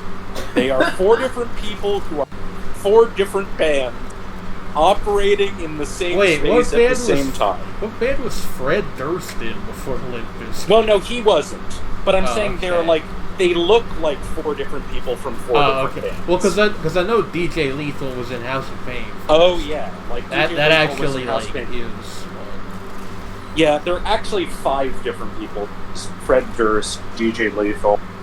God, his name is escaping me, but the wild-looking guitarist. And then their bassist and drummer. Actually, a pretty solid... Shredney, you're cutting out bad again. Oh, no, what? Really? Really? I think you might just be a little far from the mic. Okay, yeah, I was moving around a bit, but I was just saying is like, I can't remember what the name of their guitarist is. I know his name. This is gonna be a really bad joke. His name is, George Limp Bizkit. George Limp Bizkit. You were wrong, because that's not a joke. That's just a statement. That's wrong. Of the Florida Limp Bizkits. Yeah. And, like, like... Yeah, I'll it'll come to me eventually. But yeah, a guy with a weird contact. But yeah, and their rhythm section. Exactly. The bassist and drummer, whose names completely escape me, but who are actually quite technically competent. Shrug. You know.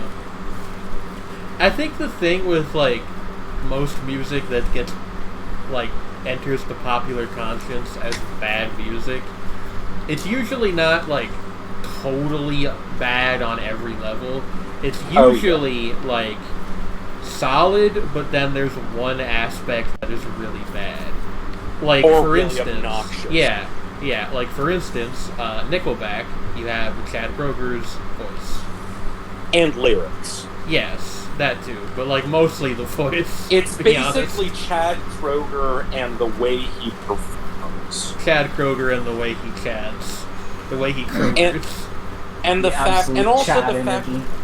And also, like, occasionally you get things like the fact that their production is very flat and a lot of their songs sound the same. That's like every rock band from that era. Yeah, but that's true of, band. Like, most post-grunge as a thing. Like, but, like, Nickelback in particular gets singled out because of Chad Kroeger. Yeah. In the same way that Scott Stapp is what really kills Creed. Yeah, like, I mean, if you take Scott Stapp out of Creed, you get Alter Bridge, who are... Fine. My mom likes Alter Bridge. Yeah, like, they're yeah, like, they're fine. Yeah, like, Chris Tremonti is a solid guitarist. Chad Kroeger and the Virgin Safeway. Hey, Alice? No. Return to the Ocean. Shit, God. The ladies, the fellas. No, but I don't know. Like, there's some, like, songs from that scene that I think are alright. Like Animal I Have Become or something. What's a fun song? Which I think is, like, actually about heroin addiction, but it certainly doesn't sound like it. I mean... I you know, just being honest. Yeah. It's like a fight song for a wrestler. It's not... Like, it does not convey emotional pain. I'm sorry. This is the friggin' RKO like, I mean, Randy Orton. I hear voices in my head. They talk to me. They understand energy. Yeah. Yeah. They talk to me. There's a very good Twitter video. It's called Bernie Fan Cam. And It's not a fan cam, really. It's like a slideshow of really low resolution images of Bernie Sanders like walking and in one case working out, set to "Animal I Have Become," and it is my favorite video, maybe ever. Oh no! Oh no! Oh god! It's That's like- extremely good. That's like awesome. That's exquisitely terrible. Yeah, it's powerful. The energy, the vibe. You can't make that up. Yeah, you really can't. You'd have to be an absolute monster. Just the maniacal like energy that one would have to possess. It's in sort of order like to creating, create that. like sort of to quote Quentin Reviews talking about E, the meme. It's like the E, and it's like the person who created this could have known that their creation could only be used for evil, and yet they did it anyway. E is legitimately one of my favorite memes. I have no idea what the fuck the point is, but it's glorious. I know what the point is. The point is E. Point's E. Yeah, It's very exactly. self-explanatory, really. Yeah. Thank you, Yeah, Adam. E. And the thing that's inexplicable is not the letter. It's the caption that it's the caption to a picture of Farquaad from Shrek with Markiplier's face photoshopped. And often on top of Mark Zuckerberg's body, You know, and deep fried. just do whatever. Just E. E. Like, It's like, hey friend, have you ever considered that E. Have you ever considered E? sports? Yeah. Oh, like it's like the opposite of press F to pay respect. It's just E. I want to talk about that one too. Actually, I know. Like, I know the context for that. no. Like, I Well, know. I listen. think everybody knows the context. If you don't, it's from one of the Call of Duty games, and it's from an early sequence where you are at a funeral, and to add interactivity, I guess, to what is basically a cutscene. It's a quick time event. Yeah, they where have you walk up add to this person's flowers to fucking the guy's coffin. Yeah, and you add a funeral arrangement to his. add flowers to the grave. Yeah, And it says press F to respects. pay respect. it's just Awkward. like the crazy thing is that meme's only a couple years old, but like Yeah. like what went through the head of the person who made that? Like what are Yes. you doing? I think it was like, well, people gave critical respect to Heavy Rain. To what? Heavy Rain was the original David Cage game. Like, Well, no, I know The what one- Heavy I Rain think is. technically I just didn't hear you. didn't Indigo Prophecy come first? Yeah, but you never hear anybody talk about it. Yeah. Like, Heavy Rain has the Jason meme, and Jason! you know, like whenever you're like looking for early examples of David Cage being David Cage, they're mostly gonna come from that. Yeah. So yeah, Yeah. I guess that makes sense. It's Yeah, it's just like Yeah. well, no, though, that's the thing, right? Because people did not praise that game for that. People made fun of Press X to Jason, as they should have, because it's ridiculous. I'm saying, well, no, the thing was, it actually did have a reasonably good critical reception for like 5 minutes. People were. Well, like, Yeah, no, the like- game Well, itself, like, people liked the game itself, just not that part. Yeah. So, like, No, I but don't know. But that's what I'm saying is that they took the part that even like its defenders thought was silly. It's just like, I don't understand what you would hope to achieve. Yeah, basically. Like, I just don't get it. Shredney, are you like shuffling cards or something? No, that was me desperately trying to get the last dregs of spicy mustard out from a container. Oh. By pressing on it, it was mostly full of air. Oh. Well, you know what they say about that? What? Mustard, spicy, hot. Spicy hot. What is that from? Nothing, I just made it up right now. Mustard, okay. Spicy hot. But it does sound like something that is like a thing. That's kind of what I was going for. Mustard. Hey, what's that song from? What's that song called? Darude Sandstorm? Darude Sandstorm.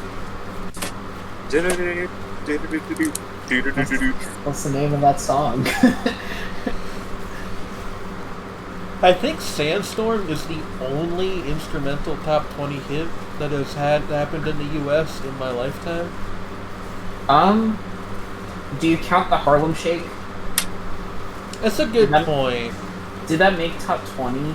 Maybe not top 20, I don't know but how high that got. But it was popular. Like, certainly. Yeah, it was kind of. Yeah, like, it's the reason that, like, well. Okay, no, Gangnam Style is why YouTube became a thing in top 20, you know, like, in terms of, like, calculating Billboard rankings. But the Harlem Shake was the first major beneficiary. I haven't listened to Gangnam Style in, like, 5 or 6 years. Conversely, I haven't listened to the Harlem Shake about that long. Huh. Despite liking Bauer a lot. I wonder if Gangnam Style is still good.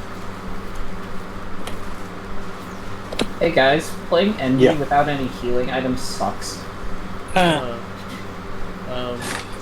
Ouch. I'll It's real bad. protect you if I can determine your actual location. This is my best friend Trey. They like to ask to project. We just vibing. You should take the missiles. Missile. I'll take them if I can. If it'll let me. That'd be lovely. Yeah, and on my screen you're still like right here. Where I am. Now you're over there. There's definitely some genre of connection issue going on right now. Yeah, I can't for the life of me figure out what it is, but like it's weird. It's been happening like since the friggin' not exactly the 1.0 update, but maybe a little bit before that. Like I think it happened a couple of times while I was playing with you, like it did. On stream beforehand. It's very strange. Like only now am I getting back into the game. Jesus Christ, that's atrocious. Yeah, like I wonder if that's why like when we spawn in, there's dudes right away. Like it's not loading us in until like as early as it should or something. Maybe. I don't know how these things work. Well, that's not how that was supposed to go, but you know. Either way, I blame Randy Pitchford. I blame. Oh, that's not good. I blame Dr. Octopus. You know, Otto just has a way of messing with things. Oh, not that one. The one from Into the Spider-Verse. Ah! Olivia has a way of messing with Yeah. I think that should just be what Dr. Octopus looks like from now on. Just canon. Yeah.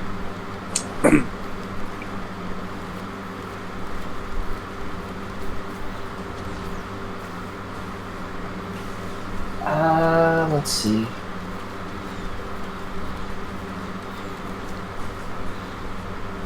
Yep. Ooh, nah.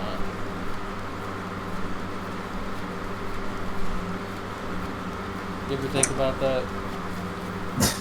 Il Nana. Ooh, nah. Nana.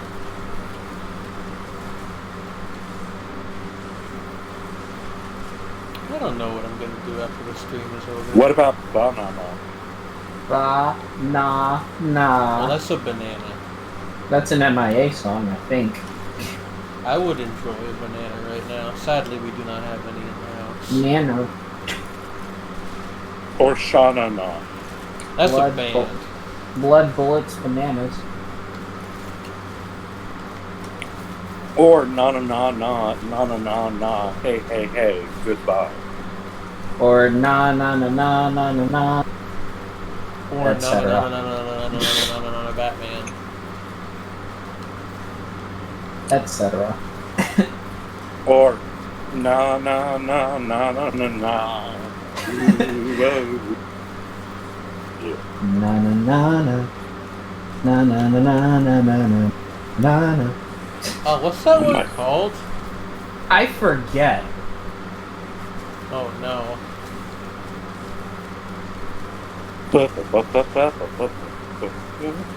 Around the World. That's what it's called. Yeah? I forget the name of the group, but you can probably get it just from the Yeah, probably. song title. Oh, we forgot Hey Jude. Alice is right. One of the all-time classics of the na-na-na genre. And the end of the Third Reich and Roll by the Residents, which ends with No. na na na na na na, and the woo woos from Sympathy for the Devil. I don't know about that one, Shredney. That album is a classic. It's also like the first mashup. I'll think about it and get back to you in 3 weeks. Berserker. We look forward to hearing from you.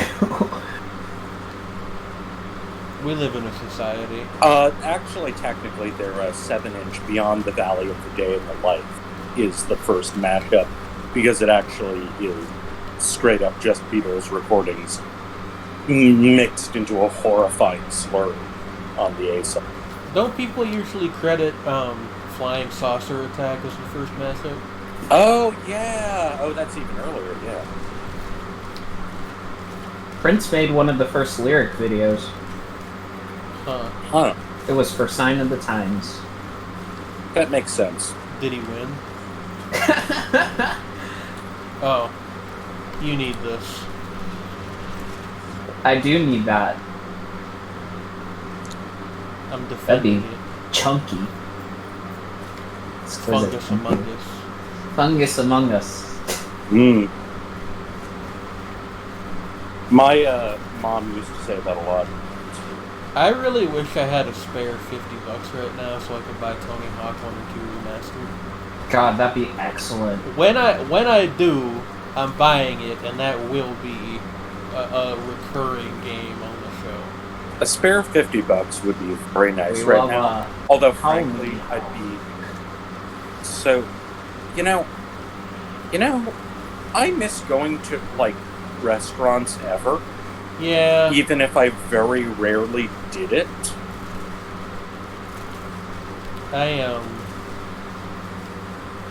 Pizza place downtown, like, kinda reopened. Mm-hmm. Like, they have half their seats open and they want you to sit a specific amount of space apart. Which, I mean, the place is ventilated, so as long as no one is, like, dumb about it, it's fine to go in there as long as you don't loiter. But, like... Yeah. Other than that, everywhere is pretty much still closed. Yeah. Which, like, you know, it's probably how it should be. Yeah. There are a few, like, local delis and things that are technically open, but, like, they don't have any sitting room. Yeah.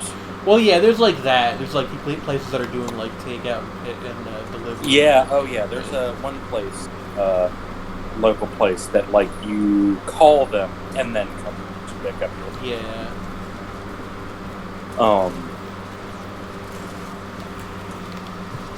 I don't know. But yeah, like, it's like, and you can also like order from a lot of places, but like at the same time, it's not the same as being. It is not. Yeah. Like. Yeah, that's true, Alice. Like, I have basically, since I moved out here, this is the first time where I've been like, I really wish I had a car. Yeah. Not that I could drive it if I did, but I mean, same, but like I live with a person who can drive, and a person who can technically drive but hasn't gotten their license. So like, I could, in theory, maybe, possibly at some. I'm gonna do it. What do you? Oh, okay. I'm gonna do it. I'm gonna hit that button. Dee Dee, get out of my laboratory. You're going to push Bhutan? Dee Dee, get out of my laboratory.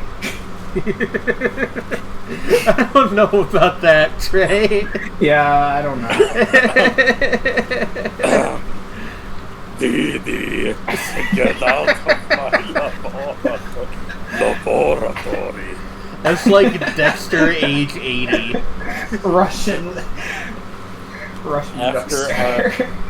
that's old man Dexter. that's Dexter by way of Rasputin and Nurgle from Behemoth. Oh my god. Rah, rah, Rasputin, Russia's Lover of the Russian queen. It's like, I regret my decision, by the way. It's a little bit spicy. Just a smidge. blow your trumpets, Gabriel, and get out my laboratory. Now you've dipped into, like, Father Grigor from Half-Life 2? I mean, again, I was doing an imitation of, again, Nurgle from Behemoth. I don't know what that is. They're a Polish black and death metal band. Yeah, I would. Like, that's and he was the judge on the Polish version of The Voice. That's or one really of them. funny. I'm dead. Yeah, like legit. The guy is a legit celebrity. And I got disconnected, so that game is over. We only have 20 minutes left. You guys want to watch me try to blow through a run of Monster Train? Sure. Let's do sure. that.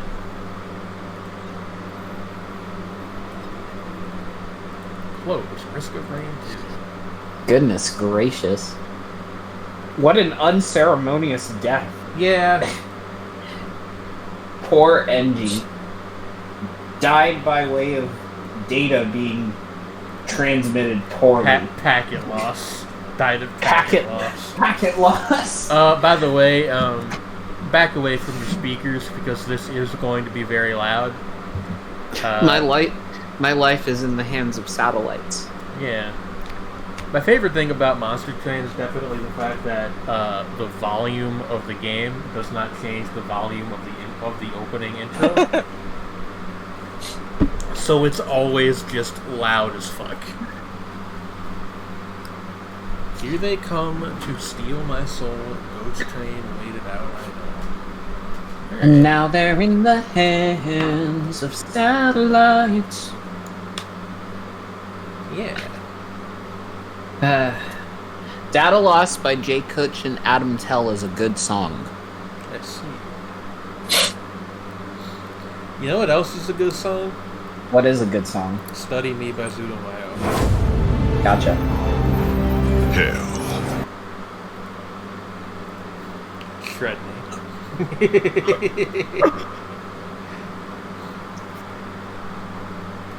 There. Alright, let me... Infinity Train, Ghost Train, Snowpiercer, Monster Train. That despair of being in on what? What? I said that despair of not being into what cool kids are into. I don't know if the cool kid... Well, I think the cool kids are into Zudomayo if you're Japanese, which I'm not. Yeah, yeah, I just haven't gotten to listening to it. I know, which I don't blame you for, but I will continue to razz you about it occasionally. Okay. Yes, like, I still haven't even gotten to any of the albums I mentioned earlier that I want to listen to, but then again, one of them is 3 years, so that's full. Zudomayo's entire discography is like an hour and a half. Yeah, that makes sense. We've only been around for like 2 years. Yeah. Alright, who am I playing as today? Yes. I think this. I think this.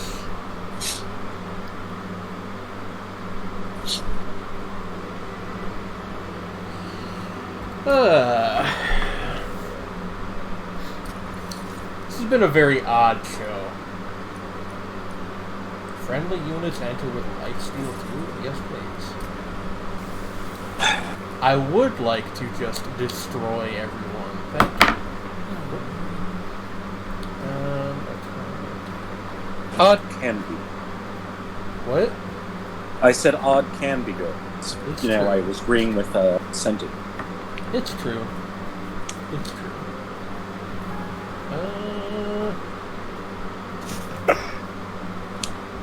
Hit me with Thorn Lord. yeah. Thorn Lord. Thorn Lord. I will say I am actually much happier that we have stove. That we would? Because, like, referring to something Senti said earlier that I missed, is, like, that, like, she says she prefers using an electric stove, and, like, I actually disagree. I find using a gas stove preferable. Like, I don't know, like, electric stoves get really, really hot really, really fast, and I mean, like, yeah, I understand flames intimidating, but, like, electric stoves are actually, in my experience, way more dangerous, because you don't know how hot they are until you get really close. That said, I mean, there are uses for electric stoves, like, especially, you know, like, apparently I was reminded, like, that there's this one chef in Japan who prefers to use electric stoves because of how even their heat is. But, like, you know, in my experience, a gas stove was for all control. And Redney, you're cutting out again. What was missing? But most of that, like, I heard you say something about a chef in Japan who prefers them, but...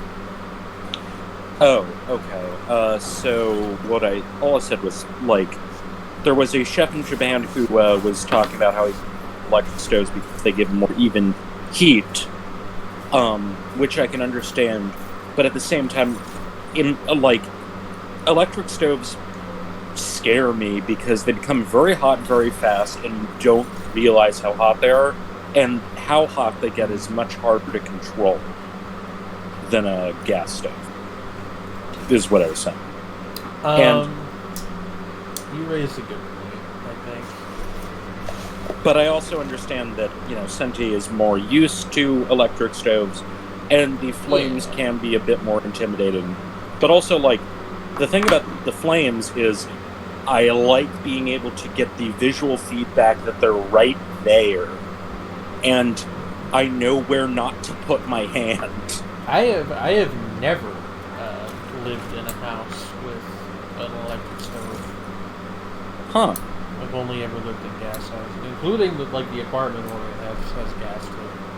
Our apartment has the spiral looking electric ones right now, and then we used to have a glass cooktop when I lived in my original house, although that was a replacement for our original oven that we had that had a gas cooktop. So had several different kinds. I like the induction cooktop that we have that's like the small little one that like you can use with the metal ones that like it just transfers the heat automatically into the pot rather than being like cook like having it be through the surface underneath it.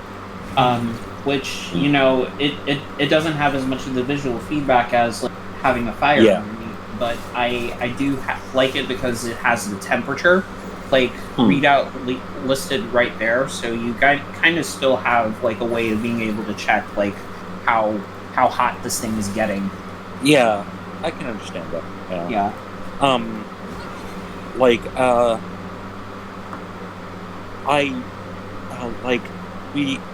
My grandmother had it wasn't like, after a while it was non-functional, but like for a long time had a convection oven, which you could get a pretty even heat through things in kind of an interesting way. Yeah, also, I am lucky in that our current stove, you do not technically have to light the burner, but here's the problem. Two of the burners, the automatic pilot light thing does not work on. Oh. Well, that's which is a pain in the neck. Yeah. That said, I do most of my cooking on like one particular burner, and that works. So, fun.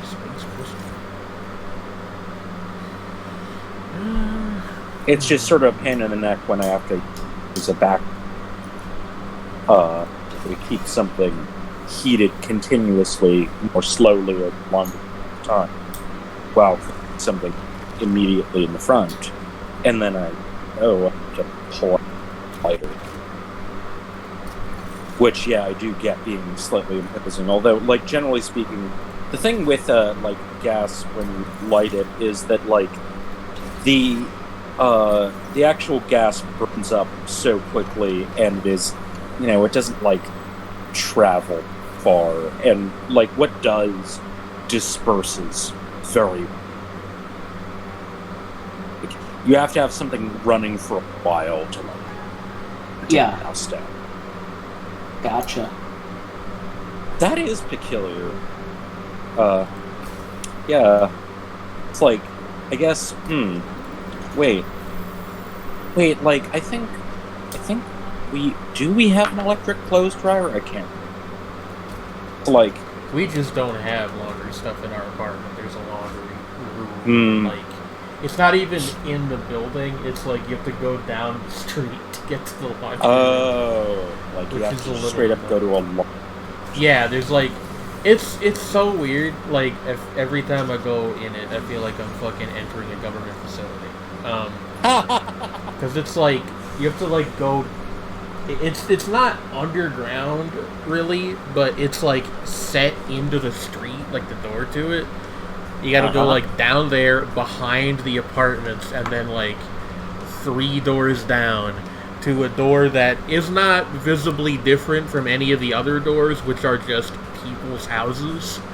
So you gotta really pay attention. That's really confusing and slightly ominous. Yeah, I don't like it, to be honest with you. It's not my favorite thing. Yeah, no, I find that completely understandable. Tweet credited to AJ Packman on Twitter. The hazard symbol for poison with the skull and crossbones is very misleading because a skeleton is largely vulnerable to poison. Skeletons are largely...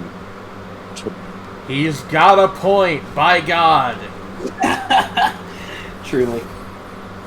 By God, that skeleton had a family. Bone family. The Bone family. And I'll be that king. Moon King. I'll be that King of the Moon. King. Moon King. It's a good time. Marvelous Misadventures of Flapjack. It is a show. It's... Yeah. It's a program. no matter what else you can say about it, it is an animated cartoon. It's like trying to describe Guppy and Fraxium. They sure do make music. Yeah. It's tunes. Tune. What a tune. You know.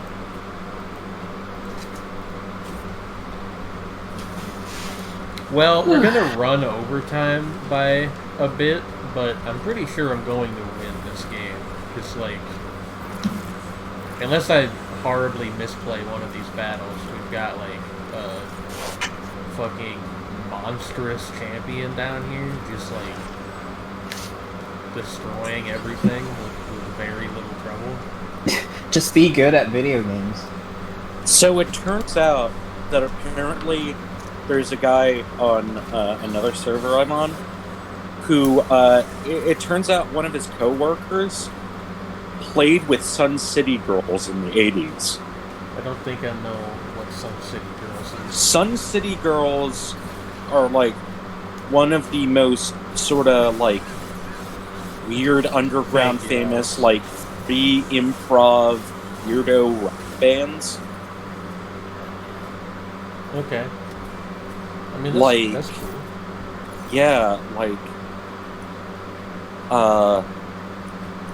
they, like, I don't know how to explain Sun City. So it's sort of like, you know how, like, it's not a genre, but there's a certain type of band that, like, started popping up in, like, the 70s and 80s? Or, like, occasionally, or even earlier, like, The Residents, Carolina, that sort of thing. Sorry, go on. Yeah, like, The Residents, like, Faxed Head, Faxed Head. Faxed as in thing that has been faxed, and head as in what is at the top of your body. I thought it was like a guy named Ted who has been faxed. No. But yeah, like, they're one of those bands. It's, like, difficult to explain. You get what I mean, right? Yeah. The main guy behind the band was Sir Richard Bishop. Not actually a sir, but he was named Richard Bishop. And their drummer, whose name escapes me, and he unfortunately passed away years ago. And yeah, they were around for like 30 years or something. And they released a lot of music. Like, there are several albums which they released, which are just like new material, which were like 4 hours long. Like, just 3 CDs, 4 hours, and none of the songs are longer than like 3 minutes long. I mean, like, if you've got a thing that you're good at. Yeah, like, well, okay, none are more than like 5. But like, most of them are like 2 minutes. And just like, odd. It's like that sometimes. Yeah. Janie winning games is indeed good. So long as it's not against center. Yeah, that's what she said. Yes, I agree. Wow. Because I am totally not a brown noser in the Centralian hierarchy. Totally not sucking to the boss. More like a ferret. More like a pink noser because I'm ferret. There you go. Look, there was a joke in there somewhere. I just couldn't find it. Oh, that doesn't count, huh? That's annoying. What if I do this? It doesn't really help. You know, I'm just thinking, wombats. Yeah? They really are tiny absolute units. Not even tiny. They are, like, almost human-sized. Explain. Like, they're built like small tanks. Like, I'm nodding. You can't see it. they but have, I'm like, nodding. cartilage plating on their, like, hindquarters. You can knock on it, and it makes it sound like wood. People talk about absolute units a lot, but what would be a relative unit? Alice? That is a question for the ages, Alice. Just, relative unit. I guess a member of the band Units, also known as the Units. Shred me. Didn't they make High Pressure Days? Yes. Knew it. How, Alice, I'm how not actually did you... upset with you. It was a joke. Huh? Trey with the obscure synth punk deep cuts. Health did a cover of it for Grand Theft Auto 5. Oh. Huh. Yeah, their version is called High Pressure Dave. High Pressure Dave.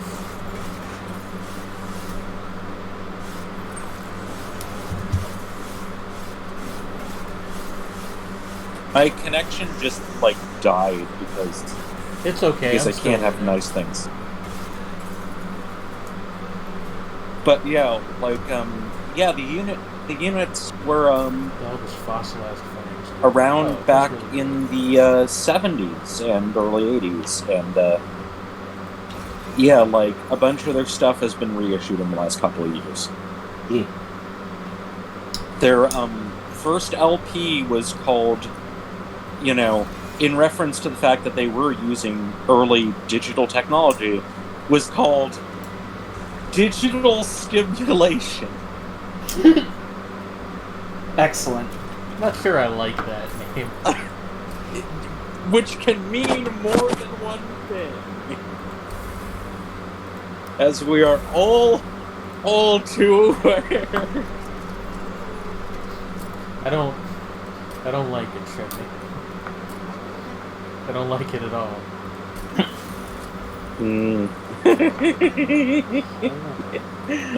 Yeah, but incidentally, another famous early synth punk band, well, famous in a relative sense, was Nervous Gender. I have one of those.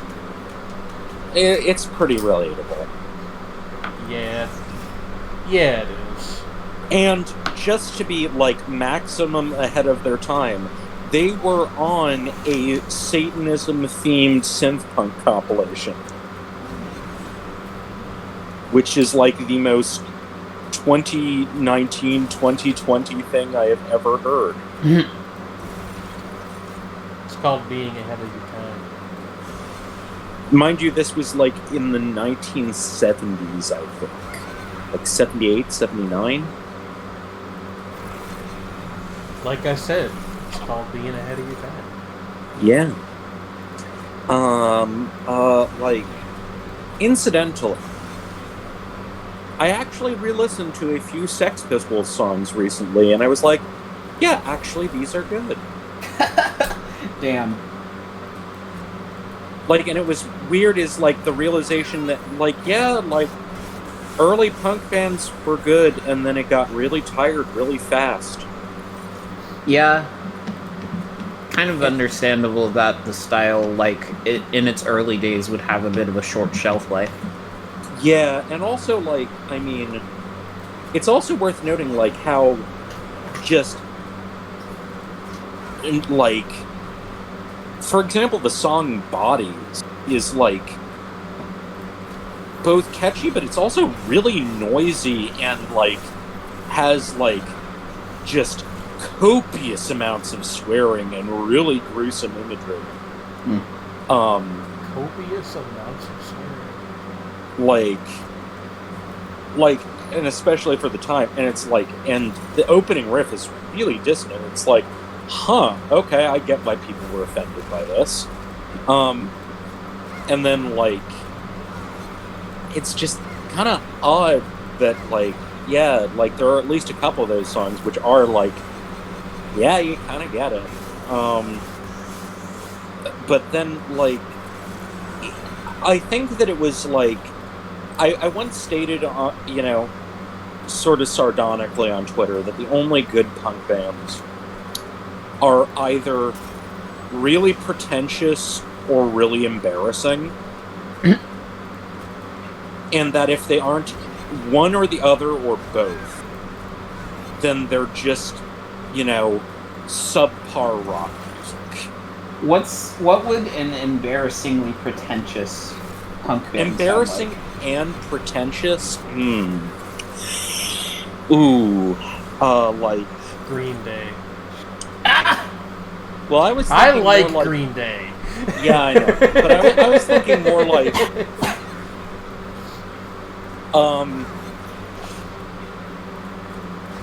The Refused, maybe? You know, like, And I like The Refused. But, like, they definitely are, like, just... they definitely are, like... very kind of up their own rear ends, and at points kind of embarrassing, and that's what makes them great. Like, the thing is that, like, if you're in a punk band, you should be embarrassing, whether it means being embarrassing as in your lyrics are so awkwardly confessional that they make me kind of uncomfortable to listen to, or you cannot actually play your instruments.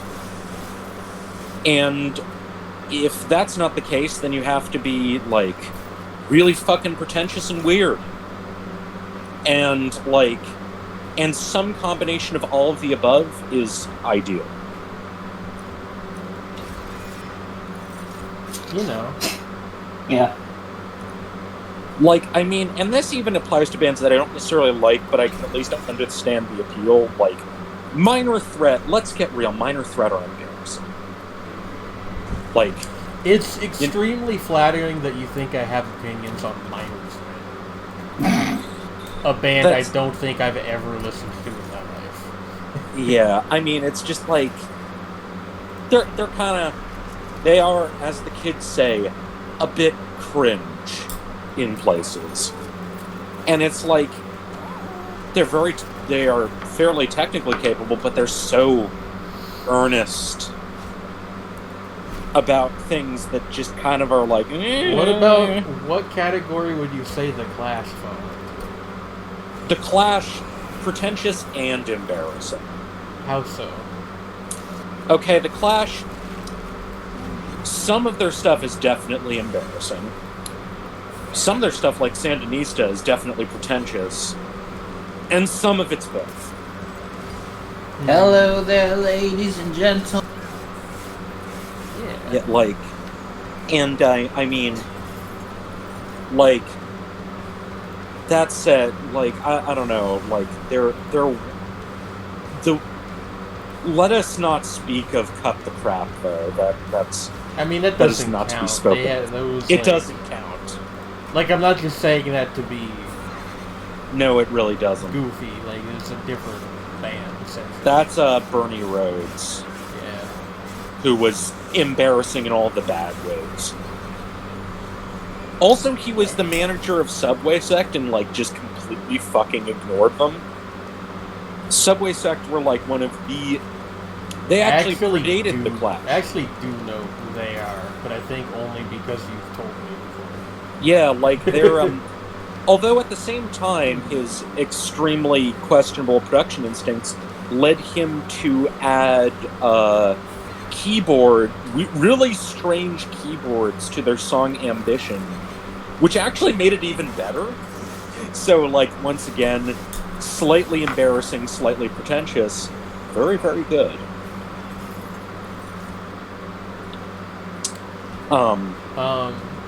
More like Subway Sex, by the way. I am sure that there is a band that has at least named a song, if not an album, that. I'm gonna look that up. Now, Shredney, think about what you're about to do for a second. Yes. I'm gonna look it up on Discogs. just to make sure. Discogs, Subway Sex. This is an interesting Subway Sex is a band. Holy shit! They appear on one compilation of new wave from Italy. All right. Yeah. That's an interesting one. Yeah, I know, right? Actually, there's more than one band called Subway Sex. Tredney, I don't know if I was ready for this information. Yeah, really. Oh, it's also the name of an album by Johnny and the Self-Abusers. Johnny and the Self-Abusers were a band that later became Simple Minds. Wait, like the Simple Minds? As in Simple Minds, yes. The Like band that did... Like, yeah. Don't you... That one, yes. No, that's me. the one I was referring to, yeah. Yup. Yeah. It was the original punk incarnation of Simple Minds before they became like a weird post-punk prog band. That's they really moved up in the world as far as band names go. Yeah, Johnny and the Self-Abusers. My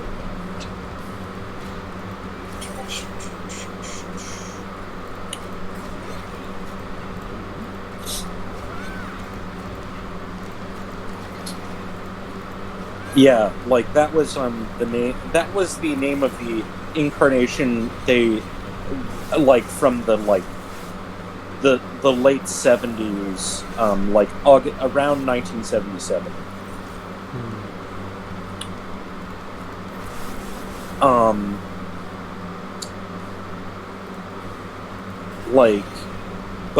Yeah, like at some point in late 1977, they changed their name to Simple Minds, and then they recorded their first album, like in 78, 70. Right.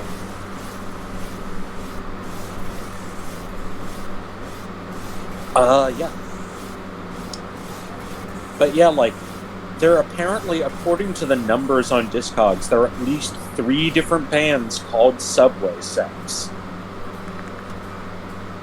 Man, that's something. I know, right? I don't know what it is, but it's something. It's something.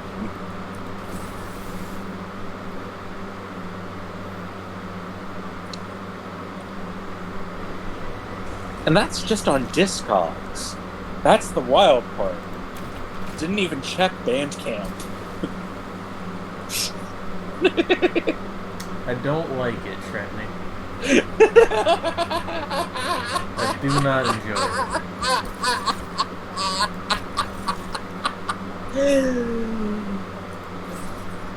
Oh.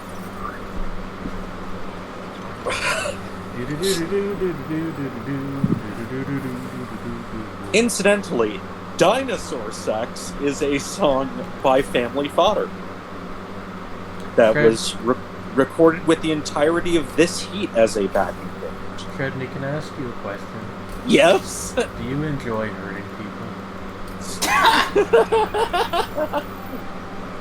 Do you enjoy causing suffering? Why, yes I do, Chicken Beam. Chicken Beam?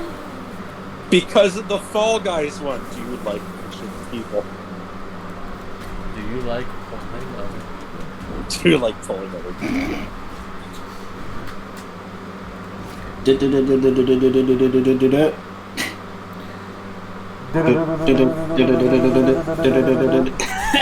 I don't know what we're doing, but you know. The song Hydrogen by Moon, the Hotline Miami song. Oh! Wait, Moon are on the Hotline Miami soundtrack? They are, and that song is like one of the ones that people primarily associate with the game as a result. What the fuck? Hotline Miami actually makes a cameo in The Last of Us 2, and there is a character that Ellie ends up like getting information from or whatever, and they are playing a Vita that has a copy of Hotline Miami on it, and the way that you can tell is that that song is playing in their earbuds. Weird. See, back in my day. Back in my day. When I had an eMusic subscription and I was like 14, like Moom were generally best known as being that weird fucking Icelandic band with like the really utterly bizarre music videos, and also one of their members was married to the singer from Animal Collective. Probably, as far as I know, she still is. Animal probably. Kriya Breka. Probably a different band with the same name then. That is a different Moom. No, Moom, Okay. M-U-M. No. Oh, Moon. no, Moon. Oh, Moon. No, I'm confused. Like the lunar body. Yeah. Oh, I thought you said Moom, which is M-U with an accent mark M, who are an electronic group, folktronica group. Is the Yeah. term you call it? Yeah. I know Moon because they were one of the bands that some of the folks that listen to my older stuff would compare my stuff to, and I've given some of their work a go and can kind of see the resemblance for sure. But Yeah.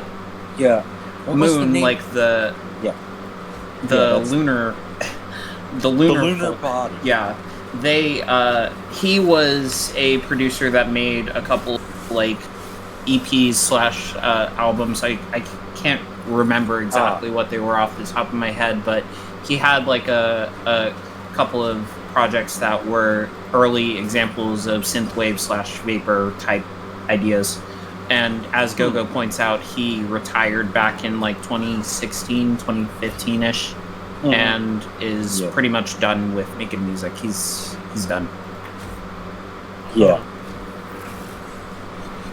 Yeah, I was just confused for a second because, like, I thought you said Moom, and I was like, what the fuck, really? Yeah, no, that'd be weird. That'd be very weird, but, like, I don't know. Like, I don't even know if I would be, like, I mean, I was very surprised, but, like, I don't know if I'd be shocked exactly. Right. Just, like, who the fuck even knows? This world is very strange. Yeah. This life ain't good.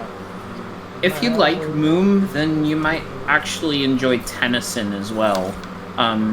They have like a similar sort of like quirky, like lighthearted take on electronica that actually has a really like sort of jazzy influence in there as well. I think that I've mentioned a couple of their tracks that I really like, including Pancake Feet, which is one that is exactly as odd as it sounds. Like, the name is perfectly fitting because it's like this weird number that does like a quirky synth that like I can't even really 100% describe it. It's like it like sounds like a circus. It sounds like a circus, yeah. And then it goes into a jazz like interlude for a little bit, and then goes right back into the circus sounding stuff back toward the end of it. It's really great. And they were actually signed to Skrillex's label Ausla for the EP that one came out on. How is their name spelled? Tennyson, like the author. Oh yeah, like T-N-N-Y-S-O-N? We're fighting the one that removes buffs. That's bad. T-E-N-N-Y-S-O-N. Yeah. Yeah, okay. I will keep them in mind. I am very intrigued by that. There isn't like a ton of stuff that actually sounds even remotely like... Well, okay, there's like... I guess, again, it's like, there is... Moom are an odd band, is I guess my point. It's like, there are things that sort of sound like them, but there are aren't that many things that really sound like them. But even like something that doesn't necessarily sound like them, but has like a similar mood, which I think is the more important part. Yeah, is like neat. More like a more important mood. Same energy in a different context. Moomin, but it's spelled M-U with a cute accent. M-I-S. This, it's like, you know, I like, you know, just, the Moomins, but they're playing strange Icelandic electronic music. Which, you know, wouldn't be terribly out of character. No, it really wouldn't. Shout out to Tove Jansson. Indeed. Shout out to space. Indeed. I am formally putting in a request to extend Matilda Week for 1 day after her reign was unceremoniously cut short by Cerno the Ice Fairy. Excuse you, it's Cherno? Cerno the Ice Fairy? Don't you go pronouncing things wrong. Oh, you mean a perfect 9, 9, 9, 9, 9, 9, 9, 9. You alright, 9. Sydney? I said it 9 times. Had to say 9 times. For this, you will be punished. In the name of the moon, I'll punish you. You get it. Yeah, it's like, sort of,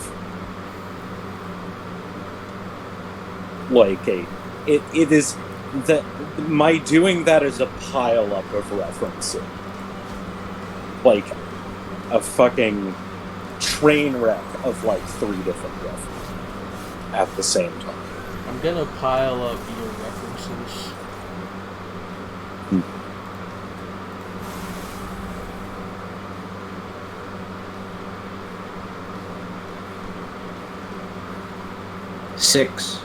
Six, 1, 867 0.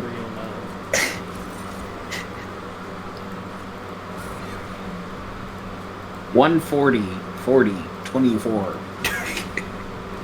This stream is now a number station, if anybody was curious. Yeah. 5,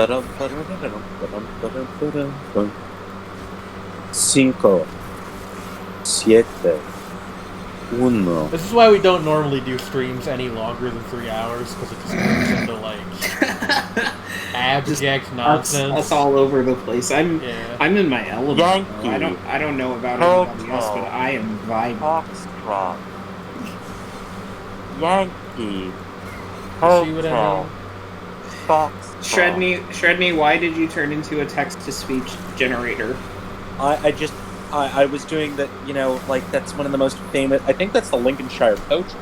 Yeah. Is, you know, like, and it's the sample that names the album Yankee Hotel Foxtrot.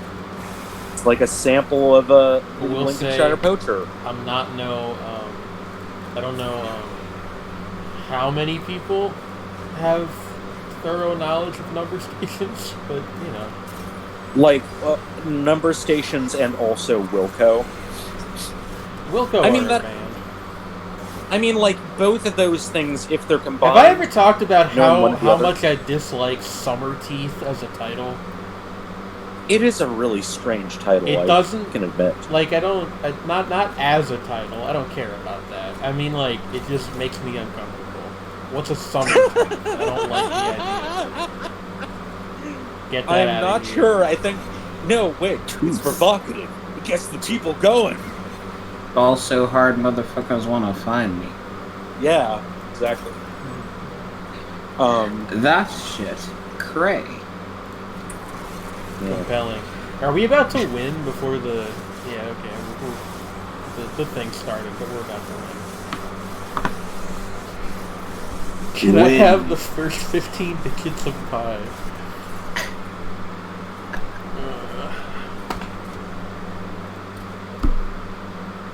Oh, Lexi, you got here at, like, the literal end of the stream. Yeah. Hello. Anyway, hey, we won a game of Monster Train, which is more than we did in Isaac. So, Yeah. Or Risk of Rain.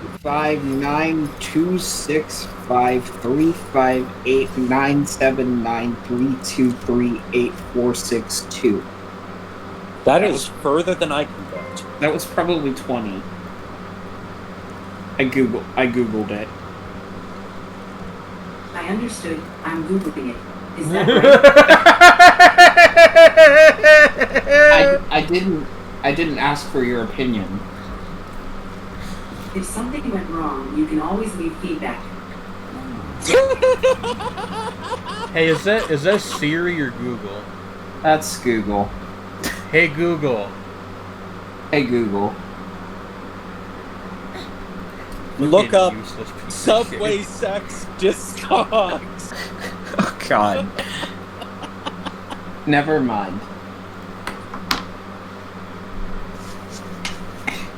Don't worry about it, Lexi. Don't It's a long worry story. about it. You can literally watch the VOD as soon as I hit end stream, so I won't do that in a second. Good night, everybody. As far Good as I night, can tell, my everyone. voice is...